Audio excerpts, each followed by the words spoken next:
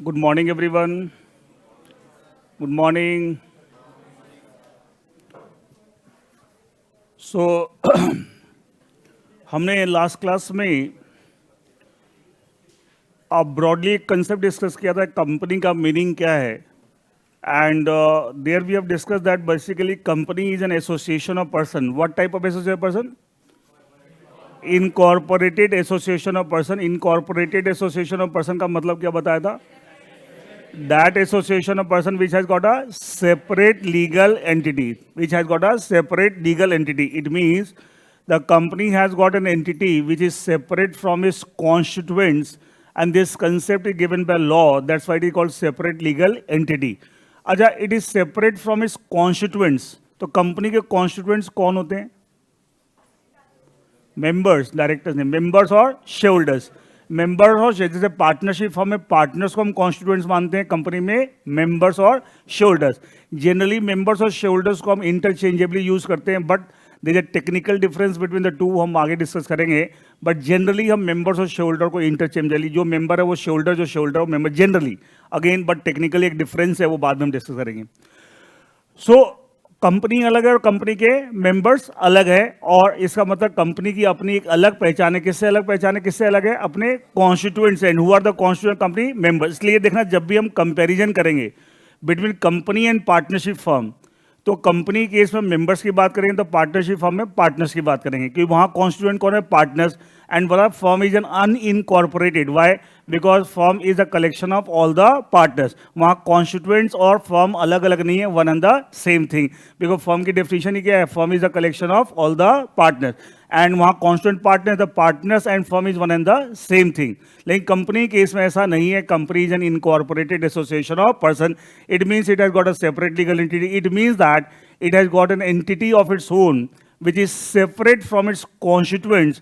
And who are the constituents? That is members. तो company अलग है और कंपनी के members या shareholders अलग हैं. They are not one and the same. They are not one and the same. It means that company is a person in the eyes of law. Yes or no? जब उसकी अपनी एक entity है, अपनी एक पहचान है, जो सेपरेट है किससे? उसके कॉन्स्टिट्यूएंट से, तो क्या लॉ उसको एक पर्सन की तरह ट्रीट कर रहा है? यस. पर्सनैलिटी कंसेप्ट कंपनी पे क्या लॉ ने दिया है, नेचर ने दिया है? लॉ ने दिया है. सेपरेट लीगल, लीगल वर्ड भी इसलिए बीच में आ रहा है. एंड दैट्स व्हाई वी से company is a person, but it is not a natural person unlike you and me. Rather it's an artificial person. It's an artificial person. And मैंने बताया, जब भी कभी आर्टिफिशियल पर्सन की बात होगी, साथ में क्या नेचुरल पर्सन की बात भी होगी? यस. और हर कंपनी में आप जानते हैं इतने सारे लोग कंपनी के साथ जुड़े होते हैं, उनमें जो सीनियर लेवल पे generally the board of directors, क्या वो कंपनी के बिहाफ पे डिसीजन लेते हैं as an agent of the company, और बाकी जो स्टाफ होता है कंपनी के अंदर, ऑफिसर्स, एम्प्लॉय, दे इंप्लीमेंट दो decision again as an agent of the company.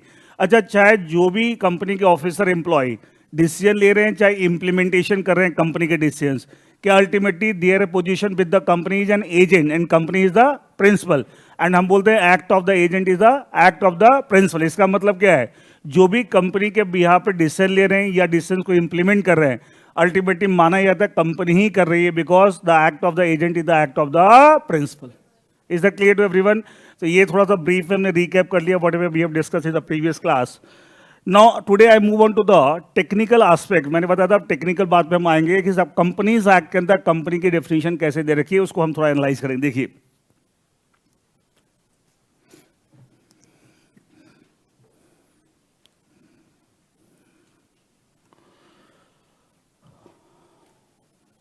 definition of company.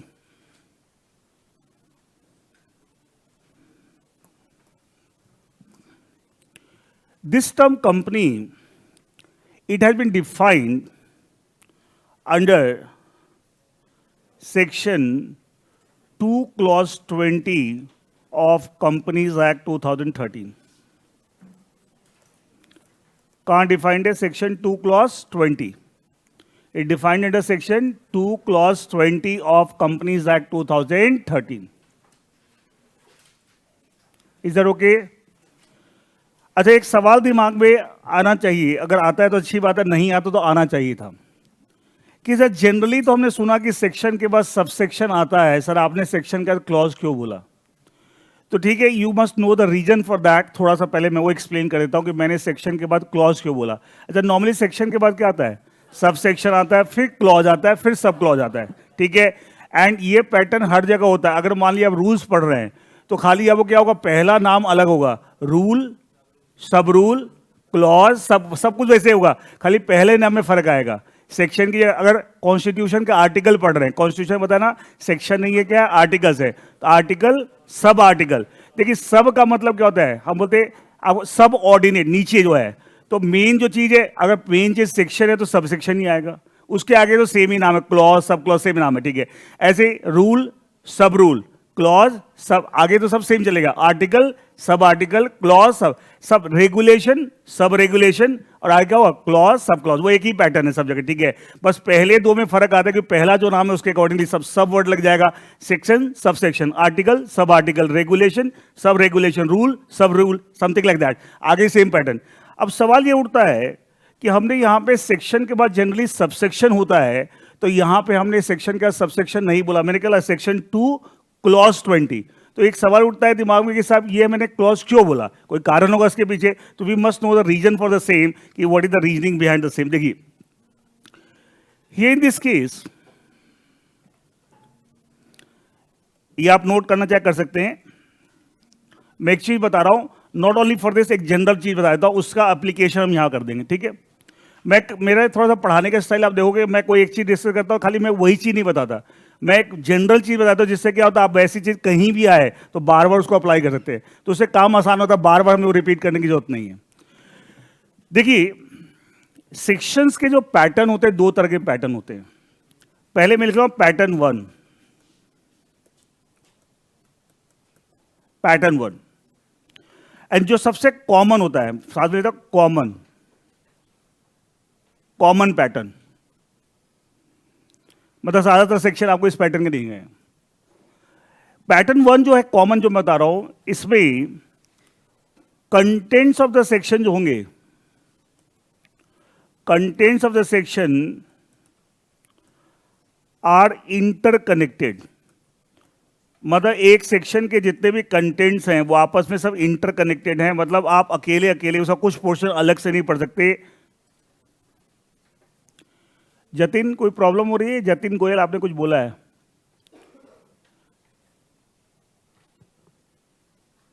Jatin, वो मैंने पिछली क्लास का रिवीजन कराया था बेटा पहले तो। जतिन कोई प्रॉब्लम हो तो बोलिएगा। Contents of the section are interconnected, मतलब एक सेक्शन में जितनी चीज लिखी हुई है सब आपस में इंटरकनेक्टेड है, उसको आप अलग अलग करके नहीं पढ़ सकते, कोई मतलब ही नहीं निकलेगा। ऐसा पैटर्न का, और ज्यादातर सेक्शन इसी पैटर्न के होते हैं, मैंने लिखा कॉमन पैटर्न। यहां पे सेक्शन को पढ़ने का तरीका क्या होता है कि पहले आपका section, then subsection, then clause. अच्छा ज्यादातर आप पढ़ते भी ऐसे ही है, हाँ है ना, then sub clause and so on. इसका मतलब कॉमन पैटर्न ये, और ज्यादातर आप बोलते भी ऐसे हैं कि सेक्शन का पहले सबसेक्शन, फिर क्लॉज, फिर सब क्लॉज, के ज्यादातर सेक्शन ऐसे ही होते हैं। Contents of the section are interconnected, मतलब एक सेक्शन के अंदर जितनी बातें लिखी हुई सब आपस में क्या है, इंटरकनेक्टेड हैं। Is it clear? Now come to pattern 2।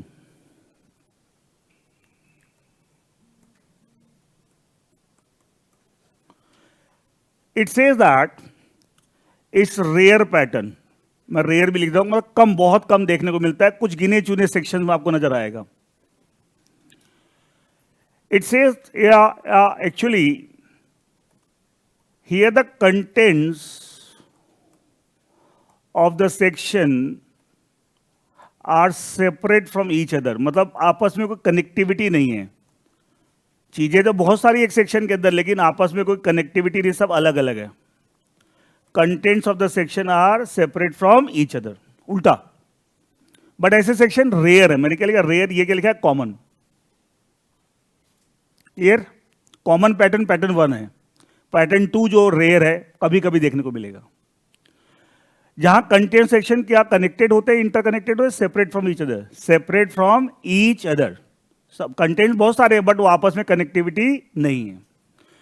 तो ऐसे सेक्शन को पढ़ने का तरीका ये होता है कि पहले सेक्शन, देन सीधा क्लॉज, सब सेक्शन नहीं होता, फिर सब क्लॉज, सब कुछ वैसे ही चलेगा, खाली क्या गायब हो जाएगा बीच में से, ये गायब हो जाएगा यहां पे, एंड कॉमन पैटर्न कौन सा है? पैटर्न 1, जिसमें सेक्शन के कंटेंट्स क्या होंगे? Inter connected. कई बच्चे बोलते हैं सर ये कैसे? भाई सेक्शन को पढ़ोगे तो पता लग जाएगा साहब चीजें सारी इंटर कनेक्टेड हैं, और पढ़ोगे तो पता लग जाएगा साहब कई चीज दे रखी है लेकिन आपस में कोई इंटर कनेक्टिविटी नहीं है। सेक्शन को पढ़ने से पता लगेगा कि सर सेक्शन किस पैटर्न का है। बट ज्यादातर सेक्शन कौन से पैटर्न के होते हैं? पैटर्न 1 एंड पैटर्न 2 के सेक्शन बहुत रेयर होते हैं। क्लियर? यहां तक क्लियर है? पढ़ते कैसे सेक्शन को ये बता दिया। अब देखिए, अब ध्यान सुनिएगा। हर एक्ट में, अब कोई भी एक्ट उठा लीजिए, अब मैं ये नहीं खाली कंपनीज एक्ट की बात कर रहा हूं, मैं आपको एक स्टैंडर्ड चीज समझा देता हूं। कोई भी एक्ट पढ़िए आप। क्या ये मानते हो कि हर एक्ट में कुछ टर्म्स, कुछ एक्सप्रेशंस ऐसे होते हैं जो पूरे एक्ट में फ्रीक्वेंटली यूज होते हैं, बार बार यूज होते हैं, हाँ या ना? जैसे अभी आपने टैक्स में इनकम टैक्स एक्ट स्टार्ट किया, क्या वहां पे financial year, assessment year, SSC, assessing officer, क्या ये टर्म फ्रीक्वेंटली आते रहेंगे? अच्छा, आपने इंडियन कॉन्ट्रैक्ट एक्ट फाउंडेशन में पढ़ा, contract, agreement, consideration, offer, acceptance, क्या ये टर्म बार बार आते रहते हैं? ये सुनो, तो एक पैटर्न कंपनी में अगर हम बात करें, कंपनी एक्ट की बात करें, company, memorandum, article, director, member, क्या ये टर्म फ्रीक्वेंटली यूज होते रहेंगे? यस। इसका मतलब कोई भी एक्ट उठा लीजिए आप, कुछ ऐसे टर्म्स और एक्सप्रेशंस होते हैं जो उस एक्ट में फ्रीक्वेंटली यूज होते हैं, मतलब बार बार पूरे एक्ट में यूज होते रहते हैं। अच्छा, तो लॉ मेकर्स ने क्या सोचा कि जब फ्रीक्वेंटली यूज हो रहे हैं, why not they define those terms in the very beginning? कि जब पूरे एक्ट में बार बार वो यूज हो रहे हैं तो क्यों नहीं हमको उसको शुरू में ही डिफाइन कर दें? तो उसका तरीका ये है कि साहब सेक्शन 2 में एकदम आपका एक्ट के एकदम बिगिनिंग में, सेक्शन 1 में तो क्या होता है, नॉर्मली एक्ट का नाम होता है और एक्ट की एप्लीकेबिलिटी, जैसे कंपनीज एक्ट में पढ़ा कि एक्ट का नाम कंपनीज एक्ट 2013 है, इसकी एप्लीकेबिलिटी होल ऑफ इंडिया पे है। सेक्शन 1 में सब बातें लिखी हुई है। नॉर्मली हर एक्ट में इसी तरह का पैटर्न होता है। सेक्शन 2 में नॉर्मली क्या करते हैं, उन टर्म्स की डेफिनेशन दे देते हैं जो फ्रिक्वेंटली उस पूरे एक्ट में यूज हो रहे हैं। ये सेक्शन 2 को बनाया जाता है हर एक्ट के अंदर, ये पैटर्न है। कभी कभी सेक्शन 3 भी नजर आ जाएगा, बट ज्यादातर मोस्टली एक्ट में आपको सेक्शन 2 में क्या मिलेगी, डेफिनेशंस। एंड क्या वो डेफिनेशन उन टर्म्स और एक्सप्रेशंस की हैं जो पूरे एक्ट में क्या होते हैं, फ्रीक्वेंटली यूज होते हैं। क्लियर? अच्छा, सेक्शन 2 की लैंग्वेज नॉर्मली ऐसी होती है हर एक्ट में। इन दिस एक्ट का मतलब क्या, सेक्शन 1 में एक्ट का नाम डिफाइन किया हुआ है। ये सुनो, इसका जो भी एक्ट है सेक्शन 1 में एक्ट का नाम डिफाइन करोगे, इस एक्ट का नाम क्या है। तो इन दिस एक्ट, सेक्शन 2 की स्टार्टिंग लैंग्वेज कैसे होती है, कॉमा, द फॉलोइंग वर्ड्स और following expression shall have the following meaning. इसका मतलब क्या हुआ, क्या पूरे एक्ट के लिए, इन दिस एक्ट, पूरे एक्ट के लिए नीचे जो टर्म्स एक्सप्रेशन डिफाइन किए हुए हैं, जो भी उनका डेफिनेशन दे रखा है, क्या पूरे एक्ट में हम वही डेफिनेशन चलाएंगे, हाँ या ना? हाँ या ना? मुझे बताइए। तो सेक्शन 2 के जो कंटेंट्स हैं वो पैटर्न 1 वाले हैं, पैटर्न 2 वाले? पैटर्न 1 और pattern 2। Why pattern 2? Because definition तो बहुत सारी दे रखी है। क्या वो इंटरकनेक्टेड? सब अलग अलग डेफिनेशन है, सब अलग अलग। इसका मतलब सेक्शन 2 जो होता है जिसमें डेफिनेशंस होती है of the terms which are frequently used under that act, क्या वो सेक्शन 2 पैटर्न 1 वाला होता है या पैटर्न 2 वाला? पैटर्न 2 वाला। तो उसमें पढ़ने का तरीका क्या होना चाहिए, सेक्शन के बाद सब सेक्शन बोलेंगे, क्लॉज बोलेंगे, क्लॉज। एंड इसलिए आपको वहां पे मैंने अभी कंपनी एक्ट का सेक्शन 2 जिसमें डेफिनेशन दे रखी है, वहां मैंने कहा सेक्शन 2 क्लॉज 20। अच्छा, आपने इंडियन कॉन्ट्रैक्ट पढ़ा, कॉन्ट्रैक्ट की डेफिनेशन कहां दे रखी है, section 2 clause H. Clause H, clause बोलते हैं, सब सेक्शन नहीं बोलते। अगर आप बोलते रहे हैं तो करेक्ट कर लीजिएगा। सेक्शन 2 क्लॉज एच, एग्रीमेंट की डेफिनेशन सेक्शन 2 क्लॉज ई। ठीक है, इस तरीके से आपको डेफिनेशन, देखो सारे क्लॉज हम बोल रहे हैं। ये सुनो, सेल ऑफ गुड्स पे एक्ट करते हैं, गुड्स की डेफिनेशन कहां है, सेक्शन 2 क्लॉज 7। हाँ, नंबरिंग जो होती है कुछ एक्ट में न्यूमरल्स है, जैसे सेल ऑफ गुड्स एक्ट में सेक्शन 2 क्लॉज 1 2 3, सेक्शन 2 क्लॉज 7 में गुड्स की डेफिनेशन है। कंपनी एक्ट में भी नंबर है 1 2 3 4, लेकिन कुछ में अल्फाबेट्स होते हैं। जैसे इंडियन कॉन्ट्रैक्ट में क्या है, सेक्शन 2 क्लॉज ई, सेक्शन 2 क्लॉज एच, ये क्या है, अल्फाबेट्स हैं। वो लॉ मेकर्स ने जैसे सोचा उसके हिसाब से वो कोई हार्ड एंड फास्ट, लेकिन जो है आपको वही यूज करना है। ये नहीं कि अल्फाबेट दे रखा है तो वहां पर न्यूमरल यूज कर रहे हैं, यहाँ न्यूमरल दे रखा है अल्फाबेट, जहां जो दे रखा है आपको वही यूज करना है। You can not change that, you can not change that. लेकिन पैटर्न यही होता है, पैटर्न ये होता है कि जो टर्म्स के डेफिनेशन आपको फ्रीक्वेंटली, जो टर्म्स आपको फ्रीक्वेंटली पूरे एक्ट में यूज होते हैं, उनकी डेफिनेशन कहां दी होती है, सेक्शन 2 में। इससे पता क्या लग रहा है कि सर सेक्शन 2 में चीजें तो बहुत सारी है बट वो आपस में इंटरकनेक्टेड नहीं है। एंड दैट्स व्हाई सेक्शन 2 जो है वो किस पैटर्न का है, पैटर्न 2 का। इसलिए सेक्शन 2 को पढ़ने का तरीका क्या है, सेक्शन के बाद सीधा हम क्लॉज बोलते हैं, सब सेक्शन नहीं बोलते। I hope this is clear. अब देखो, एक तो तरीका है, मैं आपको एक लाइन में बताया था, बेटा सेक्शन 2 में सब सेक्शन नहीं बोलेंगे, सीधा क्लॉज बोलेंगे, आगे बढ़ जाता। क्या आपको ये बात पूरी क्लियर होती? लेकिन मैंने थोड़ा सा एक्सप्लेन कर दिया तो क्या होगा, आपको पता लगा कि क्या, अच्छा कभी कभी सेक्शन 2 के अलावा कुछ और भी तो सेक्शन हो सकते हैं जहां पे पैटर्न 2 हो, हाँ या ना? तो क्या आपको वो सब नहीं बताता तो क्या था, आप वहां क्या पढ़ते, सेक्शन के बाद वहां भी सब सेक्शन पढ़ देते, क्या गड़बड़ कर देते? ये सुनो, इसलिए मैं थोड़ी सी डिटेल में जाता हूं जिससे कि आपको हमेशा बोलते हैं जड़ पे जाओ, रूट पे, रूट को पकड़ लो तो क्या होगा, चीजें आप सब चीज रूट से बोलते ना, नहीं बोलते अगर रूट अच्छी है तो क्या पौधा अच्छा खिलता है, वैसे बोलते हैं रूट्स अच्छी है तो आपकी क्या होता है, आपके कंसेप्ट बेटर डेवलप होते हैं। तो सब जगह आप कहीं भी अप्लाई करें तो आपको देख लेना कि पैटर्न 1 का, लेकिन ज्यादातर सेक्शन कौन से हैं, पैटर्न 1 के। अब होता क्या है, ज्यादातर इस पैटर्न के होते हैं तो हमें बोलने की ज्यादा आदत क्या पड़ गई, ये वाला, तो हम क्या करते हैं सब जगह यही पैटर्न लगा देते हैं, लेकिन क्या गलत है, कुछ कुछ सेक्शंस ऐसे होते हैं, कुछ कुछ में सेक्शन 2 जो डेफिनेशन वाला सेक्शन तो हमेशा ही पैटर्न 2 वाला होता है, लेकिन क्या इसके अलावा कुछ और भी सेक्शन हो सकते हैं जहां पे पैटर्न 2 पाया जाए। एंड आपको कई बार होता है उसके अंदर आपको, ठीक है, क्या बोलते हैं आप इन ग्राउंड्स पे, अच्छा आपने अगर याद होगा, आपने एक पढ़ा है पार्टनरशिप फॉर्म में कि dissolution of the firm by the order of the court, पढ़ा है, कोर्ट के ऑर्डर से फर्म का डिजोल्यूशन, वो जो ग्राउंड्स दे रखे हैं क्या वो सारे ग्राउंड्स अलग अलग हैं, हाँ है ना? तो उसको सेक्शन का क्या पढ़ेंगे, क्लॉज पढ़ेंगे, क्या पढ़ेंगे, सब सेक्शन नहीं पढ़ेंगे। अब वो सेक्शन का डेफिनेशन का सेक्शन नहीं है, लेकिन ग्राउंड्स अलग अलग है भाई, इस ग्राउंड पे भी डिजोल्यूशन होता है, इसमें भी कोई इंटरकनेक्टिविटी थोड़ी है, सारे अलग अलग ग्राउंड्स हैं, इसका तो वहां भी सेक्शन का क्या पढ़ेंगे, क्लॉज पढ़ेंगे। तो मैंने वंस फॉर ऑल आपको सॉल्यूशन दे दिया है ये सब किस तरीके से सेक्शन को पढ़ना, क्योंकि ज्यादातर सेक्शन फर्स्ट पैटर्न के होते हैं तो लोगों के दिमाग में क्या बेटा ऐसा ही होता है, बट ज्यादातर है, not always, not always, there is a difference between the two, there is a difference कि हमेशा ऐसा होता है और ज्यादातर, दोनों में फर्क होता है। Is that clear to everyone? Is that okay? अच्छा जो बोलते हैं हमेशा ऐसा होता है, क्या उसको अधूरी नॉलेज है, हाँ है ना? और अधूरी नॉलेज बहुत डेंजरस होती है, क्या होता है वो गलत जगह पे अप्लाई करने जाएंगे तो क्या होगा, कहीं ना कहीं उसका इंपैक्ट आपको आएगा। Is that okay? Should I move on to the definition?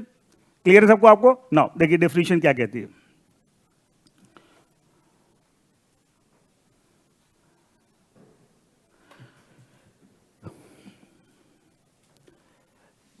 मैं वो लैंग्वेज भी लिख देता हूं, सेक्शन 2 की नॉर्मली लैंग्वेज कैसे होती है, in this act the following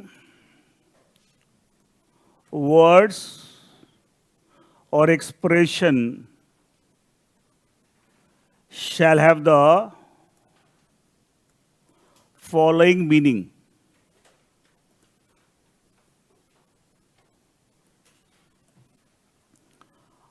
unless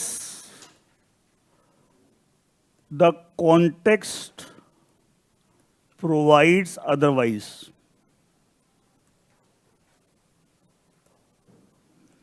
Unless the context provides otherwise. ये सेक्शन 2 की स्टैंडर्ड लैंग्वेज है, किसी एक्ट को उठा के देख लीजिए, आपको सेक्शन 2 के स्टार्टिंग में ऐसा लिखा रहता है, जो डेफिनेशन का सेक्शन होता है। अब इसे क्या हमेशा के लिए आपको सॉल्यूशन, मैं जो एक्ट मैं नहीं पढ़ाता, आप इनकम टैक्स एक्ट भी पढ़े वहां भी देखना ये नजर आएगा, स्टैंडर्ड कंसेप्ट। देखो मैंने हमेशा कहा था लॉ बनाया कैसे गया, ये सब चीज को पकड़ना सीख जाओ, आपको इतना मुश्किल नहीं लगेगा।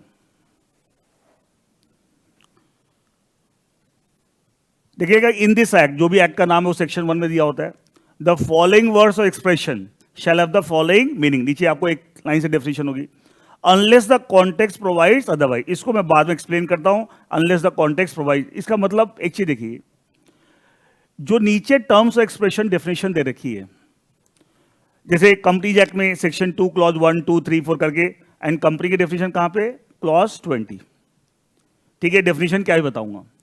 अच्छा जो भी डेफिनेशन हम पढ़ेंगे, ये चाहे जितनी भी डेफिनेशन दे रखी है, और यहां क्या हर एक्ट की बात करें, क्या पूरे एक्ट में जब भी वो टर्म एक्सप्रेशन जहां भी आएंगे क्या वही मीनिंग लेंगे जो सेक्शन 2 में दे रखा है, हाँ है ना? ये सेक्शन 2 में क्या लिखा हुआ, इन दिस एक्ट, पूरे एक्ट के लिए the following words expression shall have the following meaning, नीचे जो डेफिनेशन दे रखी है क्या पूरे एक्ट में वही चलेंगी, हाँ है ना? यस, लेकिन कहीं कहीं पर अगर वही वर्ड वही एक्सप्रेशन जो सेक्शन 2 में डिफाइंड है, अगर किसी पर्टिकुलर सेक्शन में वो टर्म को लिखा हुआ for the purpose of this section, not for the entire act, only for the purpose, किसी सेक्शन में वो टर्म यूज हो रहा है जो सेक्शन 2 में डिफाइंड है, अब वहां लिखा for the purpose of this section कि साहब इस वर्ड का मतलब ये लेना है, तो क्या वहां पे डिफरेंट डेफिनेशन है, हाँ है ना? अच्छा सोच के देखिए वहां डिफरेंट है और हमारा सेक्शन 2 ये बोलता है कि in this act the following, मतलब पूरे एक्ट में, तो मुझे बताइए will there be contradiction between the provision section 2 and the other section, हाँ है ना? In order to avoid that contradiction, in order to avoid that contradiction, यहां क्या लिख दिया है, unless the context provides otherwise. अब किसी कॉन्टेक्स्ट में अदरवाइज मतलब डिफरेंट डेफिनेशन दे रखी है तो वहां डिफरेंट चलेगी। क्या सेक्शन 2 ने भी इस बात की इजाजत दे रखी है? ये सुनो, एंड कितना स्मार्ट ड्राफ्टिंग है, कितनी स्मार्ट ड्राफ्टिंग ऑफ लॉ है कि हमने एक बोल दिया कि सब जनरल, लेकिन लॉ मेकर्स को पता है कि कभी कभी हो सकता है कि इनके हमें यूनिक डेफिनेशन लेनी पड़े, तो इसलिए हमने वो स्कोप छोड़ दिया है by writing this unless the context provides otherwise. ये किसी किसी कॉन्टेक्स्ट में अगर अदरवाइज डिफरेंट डेफिनेशन दे रखी है तो वहां डिफरेंट ले लेना, अदरवाइज अगर ये टर्म यूज हो रखे हैं पूरे एक्ट में कहीं भी और सेक्शन 2 में डिफाइन किया हुआ है और अलग से कोई डेफिनेशन नहीं दे रखी है किसी कॉन्टेक्स्ट में, तो क्या होगा, हमेशा सेक्शन 2 की डेफिनेशन चलेगी। तो सेक्शन 2 की डेफिनेशन को क्या मैं जनरल डेफिनेशन कह सकता हूं पूरे एक्ट के लिए? ये सुनो, और अगर किसी किसी कॉन्टेक्स्ट में कोई स्पेसिफिक डेफिनेशन दे रखी है only for the purpose of particular section and something like that, तो उस कॉन्टेक्स्ट और वो डिफरेंट अगर है, different in the definition given the section 2, कोई समस्या नहीं है, वहां पे हम जनरल डेफिनेशन नहीं फॉलो करेंगे, क्या करेंगे, डिफरेंट फॉलो करेंगे। और डिफरेंट करने की इजाजत यहां दे रखी है अनलेस द किसी कॉन्टेक्स्ट में, जनरली यही डेफिनेशन चलानी मीनिंग जो सेक्शन 2 में दे रखा है, लेकिन किसी कॉन्टेक्स्ट में अगर अदरवाइज दे रखा है, अदरवाइज डिफरेंट दे रखा है, then what is given in section 2, then वहां पे आप डिफरेंट फॉलो कर सकते हैं। Is it smart drafting of law और नॉट? कितना स्मार्ट तरीके से लॉ, मैं हमेशा बोलता हूं लॉ मेकर्स ने, लेजिस्लेशन ने कैसे लॉ बनाया है, आप उसको पकड़ना सीख जाइए, आपके लिए इतना मुश्किल नहीं है। लेकिन अनफॉर्चुनेटली लोग ऐसे लॉ नहीं पढ़ते हैं ना पढ़ाते हैं। पढ़ाने वाले, मैं बोलना नहीं चाहता, लेकिन पढ़ाने वाले भी इस तरीके से लॉ नहीं पढ़ा रहे हैं। मैक्सिमम टीचर लॉ के बोलते हैं कहानी सुनाते हैं, वो लॉ नहीं पढ़ाते, कुछ और ही चलता हो, इसलिए वो लॉ बोरिंग हो जाता है, सर समझ नहीं आ रहा। नहीं तो law is very interesting provided we understand that subject the way it should be understood. अब गलत तरीके से समझेंगे तो वो सब्जेक्ट बेकार है, सही तरीके से समझेंगे। मुझे अच्छे से याद है, हम लोग स्कूल में थे तो हमारे बाकी टीचर्स बहुत अच्छे थे, लेकिन सोशल स्टडीज, हिस्ट्री, ज्योग्राफी, मतलब सिविक, मतलब रटवाने वाला पैटर्न ज़्यादा था। तो नंबर तो हमारे आ जाते थे कि चलो याद करके ले आते, उसमें भी नंबर ले आते थे, लेकिन कभी इंटरेस्ट डेवलप नहीं हुआ। जो साइंस में बड़ा इंटरेस्ट था, मजा आता था, मैथ्स में बड़ा इंटरेस्ट था, इंग्लिश हिंदी सब ठीक चल रहा, लेकिन मेन प्रॉब्लम है तो सोशल स्टडी में लगता है पढ़ रहे हैं, मतलब कुछ समझ नहीं है, रट्टे वहां के ठीक नंबर वो लिया है, बाकी तो अच्छा था। Like in chemistry in 12th I got 99 out of 100, all India highest. उस समय आपको 99, अभी जैसे नंबर नहीं आते सीबीएसई में जैसे अभी आते हैं, उस समय नंबर कम आते थे। उसमें किसी के 90% आ गए थे, इसका मतलब समझो इंडिया में रैंक आपकी। अभी तो 90% को कोई पूछता भी नहीं है, अभी नंबर कुछ जरूरत से ज़्यादा ही बढ़ रहे हैं, ठीक है। अच्छा, कई लोग के पता है इसे एनालिसिस क्या आते हैं, अब बच्चे ज़्यादा होशियार हो गए हैं, नंबरों की बरसात हो रही है, ठीक है, और ये कहीं ना कहीं जाके दिक्कत करता आगे जाके। अच्छा, एक चीज़, इंग्लिश में 100 में 100 नंबर का मतलब क्या हुआ, इससे बेटर कुछ नहीं हो सकता। और जिसके 100 में 100 आए, अगर पहले वाले पैटर्न से कॉपी चेक करा जाए उसके 80 नंबर 70 नंबर 75 80 नंबर से ज़्यादा नहीं आए। मतलब इंग्लिश में तो हमारे समय बोलता है किसी के 80 आ गए मतलब एक्सेप्शनली गुड।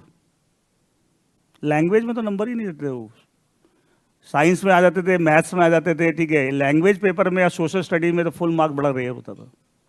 एनीवे, अब एक मेरा फ्रेंड था कॉलेज में, एंड हम लोग हॉस्टल में भी साथ में थे, हंसराज कॉलेज हॉस्टल में। उसने लिया था बीए ऑनर्स हिस्ट्री, और भाई क्या जबरदस्त हिस्ट्री कंसेप्ट, कुछ कुछ बताता था, इतना इंटरेस्टिंग लगता था। मैं सोचता था यार हमें उस समय इंटरेस्ट, फिर मैं एनालाइज के सब्जेक्ट में प्रॉब्लम नहीं है, प्रॉब्लम है how it has been dealt. उनको स्कूल में उस तरीके पढ़ाया गया था, इतना जबरदस्त मजा, मतलब वो बात बताया मुझे बड़ा मजा आता था। तो मुझे लगा कि सब्जेक्ट में प्रॉब्लम नहीं है, प्रॉब्लम क्या है जिस तरीके से सब्जेक्ट को डील किया गया, प्रॉब्लम वहां पे है। सब्जेक्ट, हर सब्जेक्ट इंटरेस्टिंग है, provided the subject the way it should be dealt. हमारे सिस्टम में क्या कुछ कुछ सब्जेक्ट के ऊपर क्या हुआ, ठप्पा लगा रखा है, ये सब्जेक्ट रटने का है, इसमें दिमाग लगाने का नहीं है, ऐसे ही ना। अच्छा, 11th-12th में आया था तो बीएसटी रटने का है, बीकॉम करोगे लॉ रटने का है, तो ये ठप्पे लगा रखे लोगों ने। बट ऐसा नहीं है, ऐसा नहीं है। दैट माई फ्रेंड, अच्छा नॉर्मली आर्ट्स लेने वाले हम सोचते हैं सबसे बुद्धू विद्यार्थी हैं, ठीक है, उसने हिस्ट्री ऑनर्स लिया, एंड उसके बाद आपको ग्रेजुएशन किया, उसने एफटीआई, अगर आपने सुना हो, film and television institute of India Pune, one of the top institute, India के जितने टॉप एक्टर्स जो हैं वो वहीं के product, like Anupam Kher and all, ठीक है, वहीं के प्रोडक्ट, वहाँ से कोर्स किया। Now making the documentary film, international film festival में उसकी डॉक्यूमेंट्री फिल्म दिखाई जाती है, कभी फ्रांस में होता है, कभी जर्मनी में, कभी कहीं, ठीक है। एक चीज बताइए, अब जो हमारे यहाँ नोशन है कि आर्ट्स तो बेकार होता है, हिस्ट्री, ऐसा नहीं है।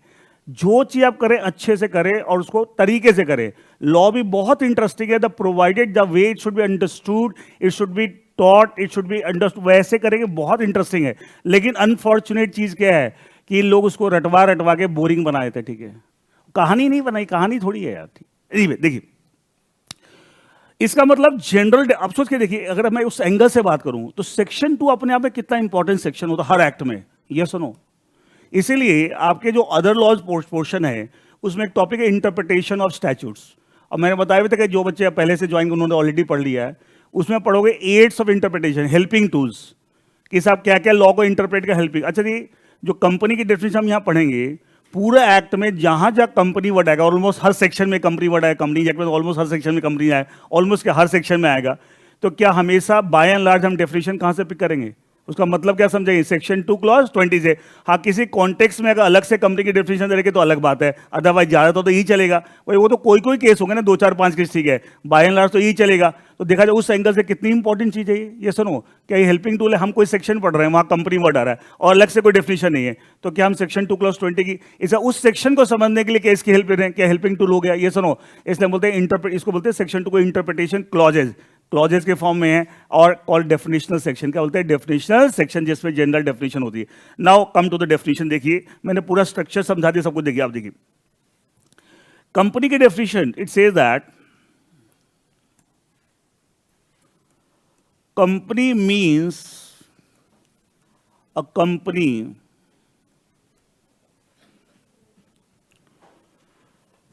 incorporated either under Companies Act 2013 or under any of the previous laws relating to companies. This the definition given the section 2 clause 20, company की डेफिनेशन, पूरा एक्ट में ये डेफिनेशन चलानी है unless the context provides otherwise. और ये मैं company की डेफिनेशन के लिए बताया, मैंने एक जनरल स्ट्रक्चर बता दिया सेक्शन 2 क्या होता है। Company means a company incorporated where either under companies act 2013 और under any of the previous law relating to company. अब देखिए आप इसको एनालाइज करते हैं। सी, इसे कंपनी, पहले देखो इसको डिफाइन कर रहे हैं हम, बोले कंपनी मीन्स अ कंपनी। अगर मैं बोलो define a and you say a means a, does it look absurd और नॉट? तो ये क्या मतलब हुआ? इसका मतलब जब ऐसे लिखा हुआ, इसका मतलब क्या दोनों कंपनी वर्ड के मीनिंग में फर्क है? और एक बात मैंने कल भी बताई थी, क्या कोई भी शब्द के मीनिंग आपको यूनिवर्सल नहीं होता। यूनिवर्सल का मतलब एक वो मीनिंग हर जगह हम वही लगाएंगे, ऐसा नहीं है। क्या सेम वर्ड है the different meaning different context? ये सुनो, सेम वर्ड है the different meaning in different context. ये सुनो, सेम मीनिंग है द डिफरेंट, सेम वर्ड है the different meaning in different context. ये सुनो, अब ये देखिए कंपनी मीन्स अ कंपनी, इसे इसका मतलब ये जो कंपनी, कल वो व्हाट्सएप पे एक जोक आया था कि एक एम्प्लॉय अपने बॉस से बोला सर कल छुट्टी चाहिए, ठीक है, तो बॉस बोलता है वैलेंटाइन डे पे छुट्टी क्यों चाहिए भाई? तो बोलता है सर घर में कल पूजा और अर्चना है। तो anyway, तो कैसे शब्दों के मतलब निकाले जाते हैं, देखिए company means a company, company means a company. देखिए इसका मतलब ये टेक्निकली कंपनी का मतलब क्या है, कई लोगों को समझ नहीं आया। देखो देखो इसके ऊपर भी एक जोक है। एक बार एक बंदा जू गया, वहां देखा सारे जानवर हंस रहे थे, खाली बंदर आपको हंस नहीं रहा था। तो अगले दिन फिर गया, वो देखा अब सारे चुप है, बंदर हंस रहा है। तो उसे जू के मैनेजर पूछा ये क्या चक्कर है? बोला क्या कि आप कल आए थे ना, कल किसी ने जोक सुनाया था, बाकी लोग को तो कल समझ आया, बंदर को आज समझ में आया, तो अपने हिसाब से हंस रहे हैं। एनीवे देखिए, कंपनी मीन्स अ कंपनी, यहां पर ये कंपनी जो है टेक्निकली कंपनी का हम बात कर रहे हैं। टेक्निकली कंपनी का मतलब क्या है? मीन्स अ कंपनी, यहां पे कंपनी का मतलब एसोसिएशन ऑफ पर्सन, बताता है लिटरल मीनिंग। कैसी ऐसा पर्सन विच इज इनकॉर्पोरेटेड, यहां इनकॉर्पोरेट का मतलब फॉर्म्ड एंड रजिस्टर्ड।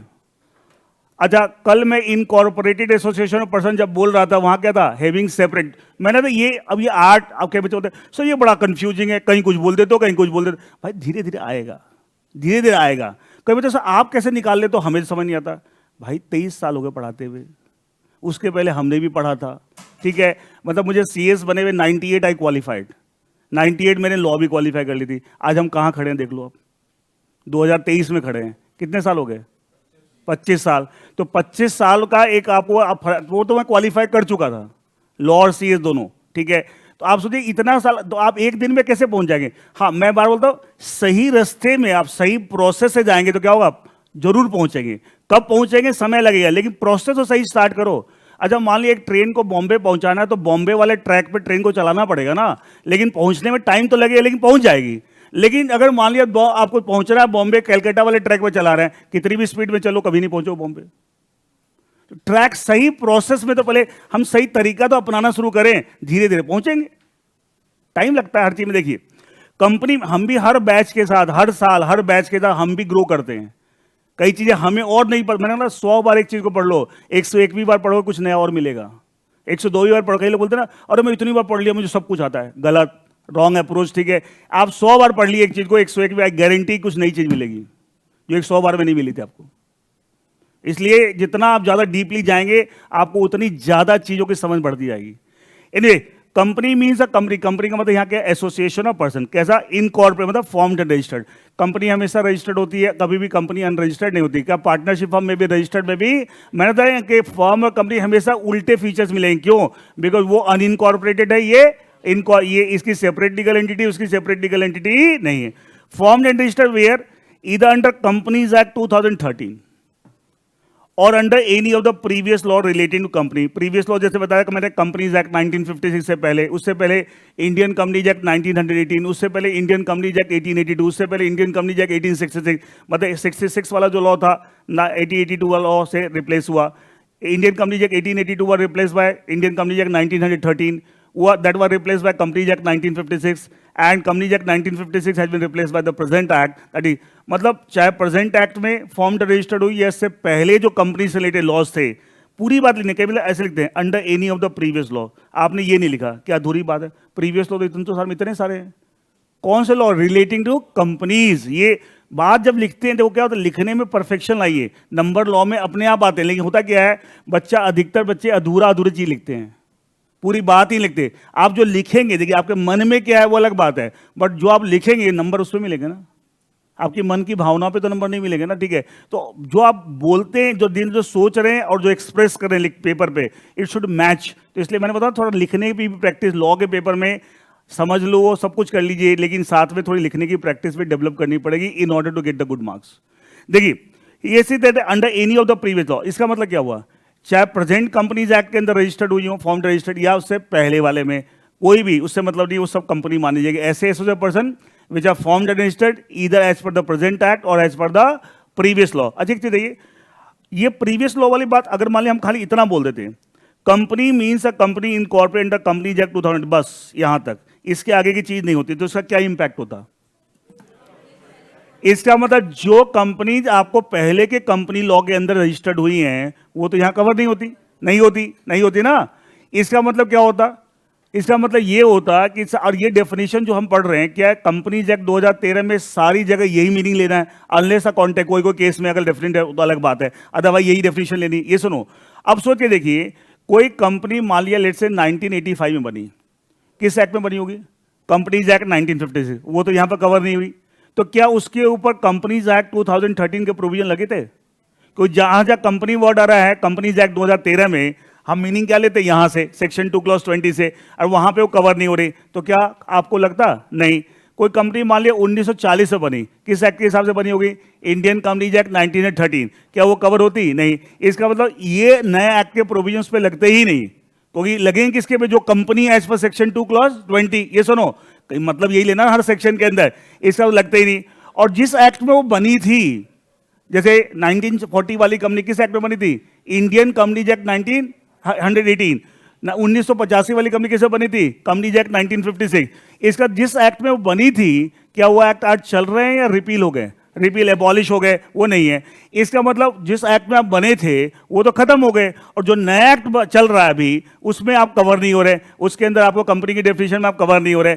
तो क्या वो कंपनी आपको न तो पुराना एक्ट लगेगा ना नया? क्या वो कंपनी अनाथ हो जाएगी? हाँ ना, जन्म देने वाले माता पिता चल बसे और किसी नए माता पिता ने आपको अडॉप्ट नहीं किया, तो हुआ क्या? क्या वो कंपनी अनाथ नहीं हो जाएगी? ये सुनो, कह सकते वो तो रेगुलेट ही नहीं हो रही है, तो उसको तो फ्रीडम पूरी मिले, जो बनना करो। ये सुनो, will it be possible? Conceptually कितना गड़बड़। देखो, कहने के लिए एक छोटी सी चीज छोड़ दें, मतलब कितना बिगड़ जाएगा। लॉ मेकर क्या ड्राफ्ट करते, देखिए इसे उनको भी उन्होंने कवर कर दिया। अब क्या है, चाहे आप पुराने एक्ट में बने हो चाहे प्रेजेंट, उससे मतलब नहीं है। कोई भी कंपनी, चाहे किसी भी कंपनी लॉ में फॉर्म्ड रजिस्टर्ड हुई हो, प्रेजेंट एक्ट में और under any of the previous law relating company, वो सब इस एक्ट के लिए क्या मानी जाएगी? कंपनी मानी जाएंगी for the entire act unless the context provides otherwise. इसका मतलब क्या ये भी हो सकता है कि कोई भी कंपनी चाहे बनी किसी भी कंपनीज एक्ट के हिसाब से हो, प्रेजेंट एक्ट और द प्रीवियस लॉ, सब आज किससे रेगुलेट हो रही है? By the provisions of companies act 2013। ये नहीं कि जो पहले बनी थी कंपनी एक्ट 1956 हिसाब से वो दोबारा बनेगी, ऐसा नहीं है। बन तो गई, दोबारा कंपनी का इनकॉर्पोरेशन थोड़ी होगा उस कंपनी का, लेकिन अब वो रेगुलेट, जब नया एक्ट आ गया, अब वो रेगुलेट किससे हो रही है? According to the provisions of new act. कोई कंपनी की डेफिनेशन वो भी आ रही है एंड इस एक्ट के प्रोविजंस पे भी लगेंगे, और जिस एक्ट में बनी थी वो एक्ट तो खत्म हो चुका, वो एक्ट तो क्या होगा? खत्म। तो बनी थी, जन्म उस एक्ट के हिसाब से हुआ था, लेकिन अब रेगुलेट किससे होंगी? By the present act, that is companies act 2013। कहने के लिए दो लाइन की डेफिनेशन है, बट समझो तो कितना मीनिंग है हर शब्द के अंदर। Is that okay? तो पूरा एक्ट में जहां भी कंपनी की डेफिनेशन है, क्या यही डेफिनेशन लेंगे? ठीक है, यही डेफिनेशन लेंगे। Company means a company that is the association of person formed and registered इस एक्ट में, या इससे पहले जितने भी कंपनी से रिलेटेड लॉज थे किसी में।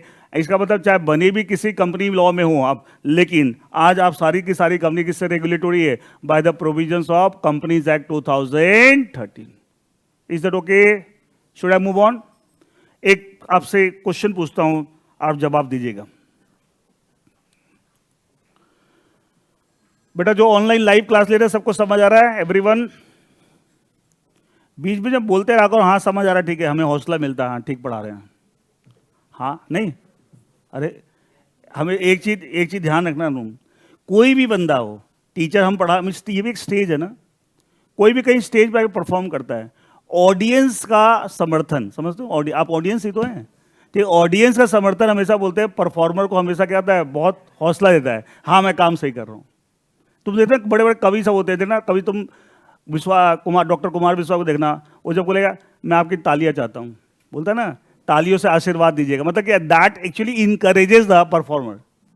उसको पता लगता है कि हाँ मैं सही, तो यस कुछ आपको कुछ मतलब कोई चीज़, हाँ मैं ये नहीं बोला, इनके लिए बोल रहा हूँ कि खासकर आप तो सामने आपके चेहरों से भी काफ़ी कुछ एक्सप्रेस हो जाता है। किसी के चेहरे पे ना अगर कुछ एक्सप्रेशन गड़बड़ हो रहे हैं तो वो पता लग जाता है उसको कुछ डाउट हो रहा है। मैं चेहरे से बता रहा ये सब कुछ डाउट हो रहा है, कुछ गड़बड़ हो रही है, लेकिन इनके तो चेहरे नहीं दिख रहे हैं, स्पेशली मैं इनके लिए बोला था दे शुड रेस्पॉन्ड। एनीवे देखिए, आप सब ने फाउंडेशन में थोड़ा होल्डिंग सब्सिडरी के बारे में पढ़ा है, डिटेल में हम यहाँ पढ़ेंगे, बहुत डिटेल में डिस्कस करेंगे, ठीक है? मैं बार बार, मैं फाउंडेशन को प्रिजम्पशन लेके नहीं चला गया अपने फाउंडेशन में, मैं जीरो लेवल से चल रहा हूँ, ठीक है? अच्छा, होल्डिंग सब्सिडरी में दो कंपनीज होती है, उनमें एक रिलेशन से की बात करते हैं कि साहब एक दूसरे की होल्डिंग है, दूसरी उसकी सब्सिडरी। क्लियर है?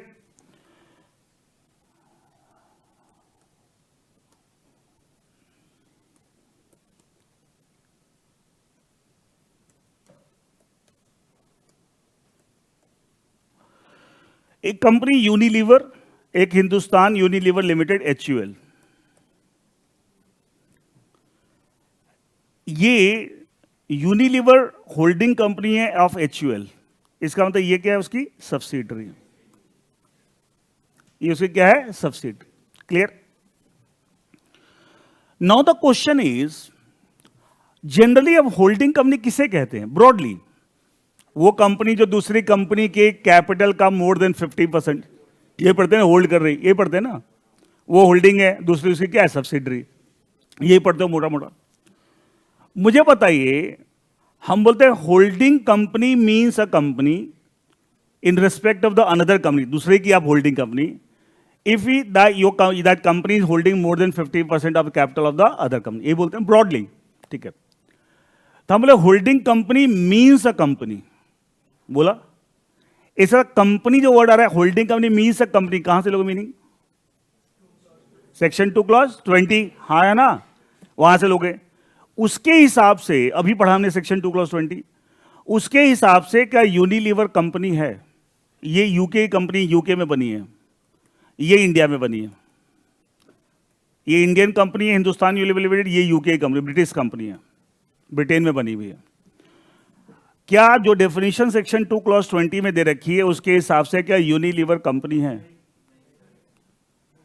पक्का? क्यों नहीं है? उसकी डेफिनेशन क्या है? इस आप company means a company incorporated under companies act, हम इंडियन कंपनी लॉ की बात कर रहे हैं ना, तो ये यूनिलीवर क्या इंडियन कंपनी लॉ में रजिस्टर्ड हुई है? नहीं, ये तो यूके के अंदर फॉर्म रजिस्टर्ड है, ये ब्रिटिश कंपनी है। ये सुनो, हाँ, इंडिया में बिजनेस करने के लिए उन्होंने अपनी एक सब्सिडरी बना रखी है हिंदुस्तान यूनिलीवर लिमिटेड, तो एक्चुअल इंडियन कंपनी है, इंडियन लॉ के कौन बनी है, लेकिन यूनिलीवर नहीं है। तो फिर जब ये कंपनी ही नहीं है तो ये होल्डिंग कंपनी कैसे होगी?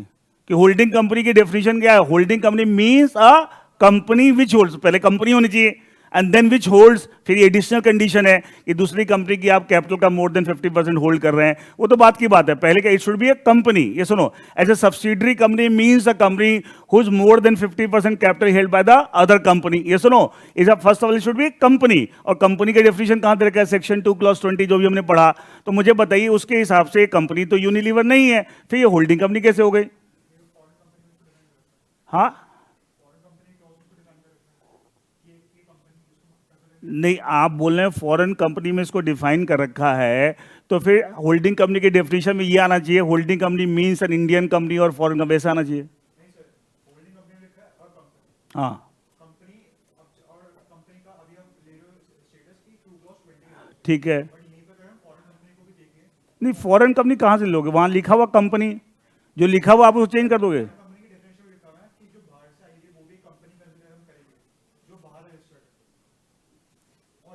उसको क्या मानेंगे? कंपनी मानेंगे फॉरेन कंपनी? तब यहां क्या लिखा हुआ? Holding company means a company.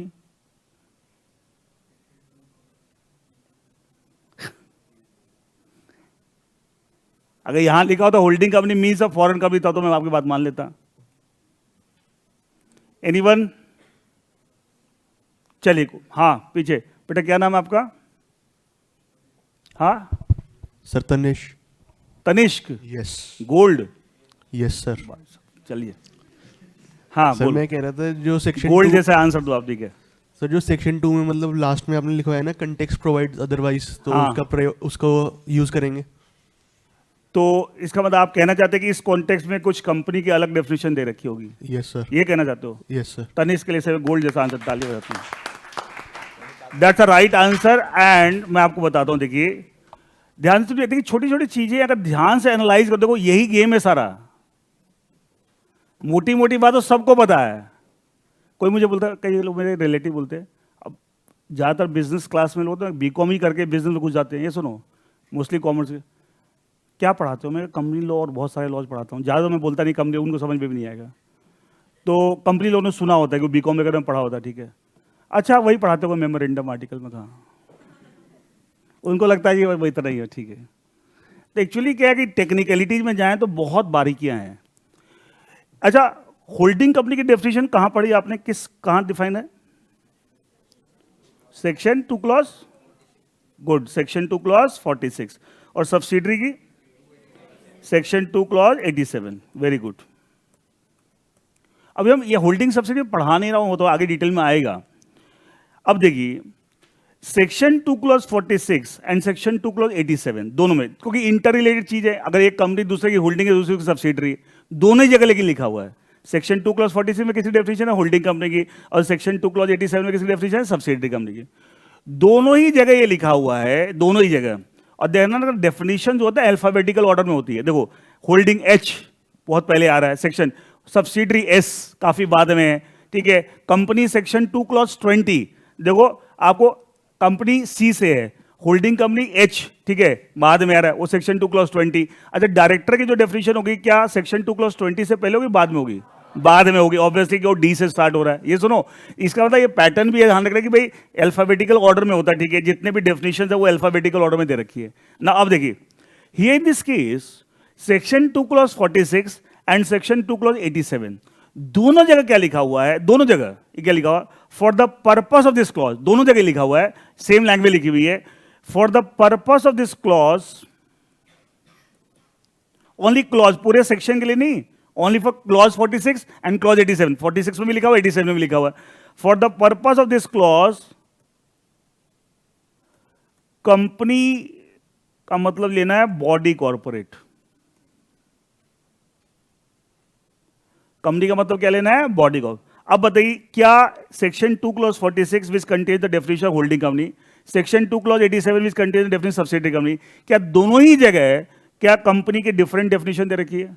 तो क्या यहां पे हम सेक्शन 2 क्लॉज 20 चलाएंगे या डिफरेंट? अब क्या लिखा हुआ, कंपनी का मतलब क्या लेना है, बॉडी कॉर्पोरेट। अब आप बोलेंगे साहब बॉडी कॉर्पोरेट क्या होता है, मैं बताता हूं, कोई बात नहीं, आप पढ़ेंगे भी, आपको 1-2 क्लास के अंदर ही चीज आएगी, मैं ब्रॉडली बताता हूं। बॉडी कॉर्पोरेट जो टर्म है it defined under section 2 clause 11 and Morty मोटी बात, अभी मैं डेफिनेशन नहीं पढ़ा, डिटेल में अभी आएगा 1-2 क्लास के अंदर ही। बॉडी कॉर्पोरेट में हर वो चीज हम कवर करते हैं जिसकी सेपरेट लीगल एंटिटी है, और चाहे वो इंडिया की हो चाहे बाहर की, मतलब कोई कंफ्यूजन ही नहीं है।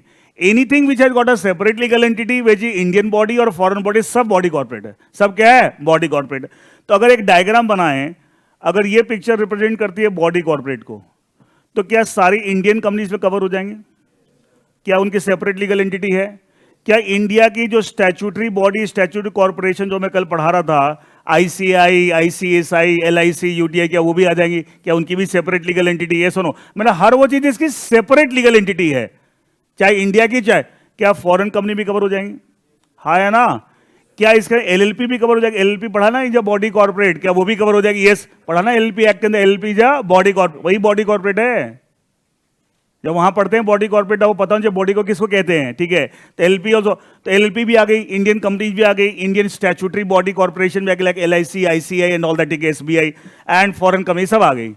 अब मुझे बताइए क्या आपको ये बॉडी कॉर्पोरेट की कंसेप्ट है according to section 2 clause 11, clear? अब मुझे बताइए यूनिलीवर क्या बॉडी कॉर्पोरेट है? हाँ या ना? यस, फॉरेन कंपनी है। तो क्या for the purpose of section 2 clause 46 क्या ये कंपनी मानी जाएगी?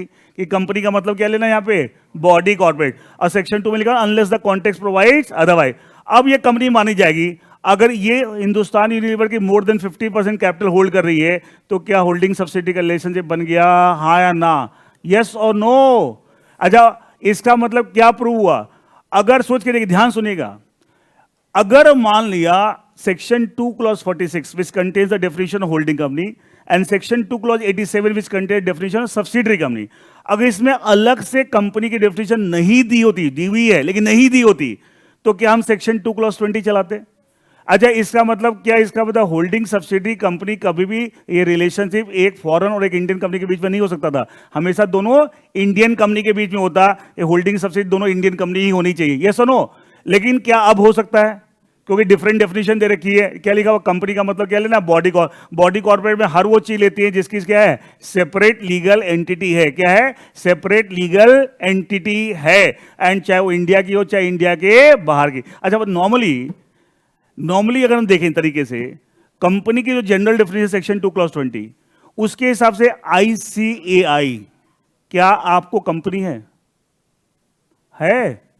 स्टैट्यूटरी बॉडी, क्या हो गया, कंफ्यूज क्यों हो रहे हो? स्टैट्यूटरी बॉडी है, वो कंपनीज एक्ट में थोड़ी रजिस्टर्ड है, चार्टेड अकाउंटेंट्स एक्ट में बताया नहीं था कल, कंफ्यूज क्यों हो जाता है बार बार? हैव कॉन्फिडेंस, देखा जाएगा, गलत बोलेंगे, गलत भी बोलो तो कॉन्फिडेंस से बोलो ना, सामने वाला मानने पे मजबूर हो जाएगा, हाँ सही बोल रहा बंदा, इधर डरे डरे के बोलते हो, ठीक है? इसका मतलब मैं ये बोल रहा हूं कि सब आईसीआई, अच्छा देखा जाए उस एंगल से आईसीआई की सब्सिडरी नहीं हो सकती, लेकिन जब हम होल्डिंग सब्सिडरी की बात करें, यहां पे कंपनी का मतलब क्या ले रहे हैं, बॉडी कॉर्पोरेट, तो क्या उस पॉइंट ऑफ व्यू से कि आईसीआई भी कंपनी हो गई होल्डिंग का सब्सिडी कॉन्टेक्ट में, तो क्या आईसीआई की भी सब्सिडरी हो सकती है? यस और नो, और है, चेक करना नेट पे।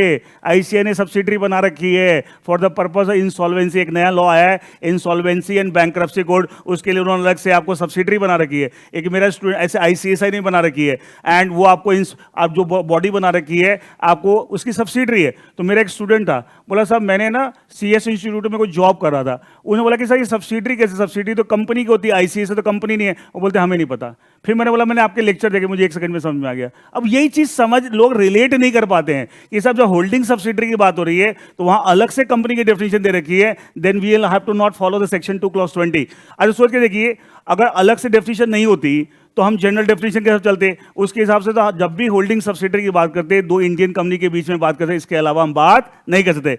लेकिन अब जो डेफिनेशन अलग से दे रखी है, इसका इंपैक्ट क्या हुआ? क्या 2 इंडियन कंपनी के बीच में भी रिलेशनशिप हो सकता है? बॉडी कॉर्पोरेट कंपनी का मतलब बॉडी कॉर्पोरेट है, बॉडी कॉर्पोरेट इंडियन कंपनी भी तो कवर हो रही है, ये सुनो। ऐसे थोड़ी खाली फॉरेन ही कवर हो रही है। All entity which have got a separate legal entity, India की हो चाहे बाहर की हो, सब क्या है? Body corporate. इसका मतलब क्या? अच्छा कहता है क्या एलएलपी भी सब्सिडरी हो सकती है? हाँ या ना, यस और नो। एलएलपी भी होल्डिंग हो सकती है, यस। व्हाई? बिकॉज कंपनी का मतलब क्या लेना है? बॉडी कॉर्पोरेट इस कॉन्टेक्स्ट में।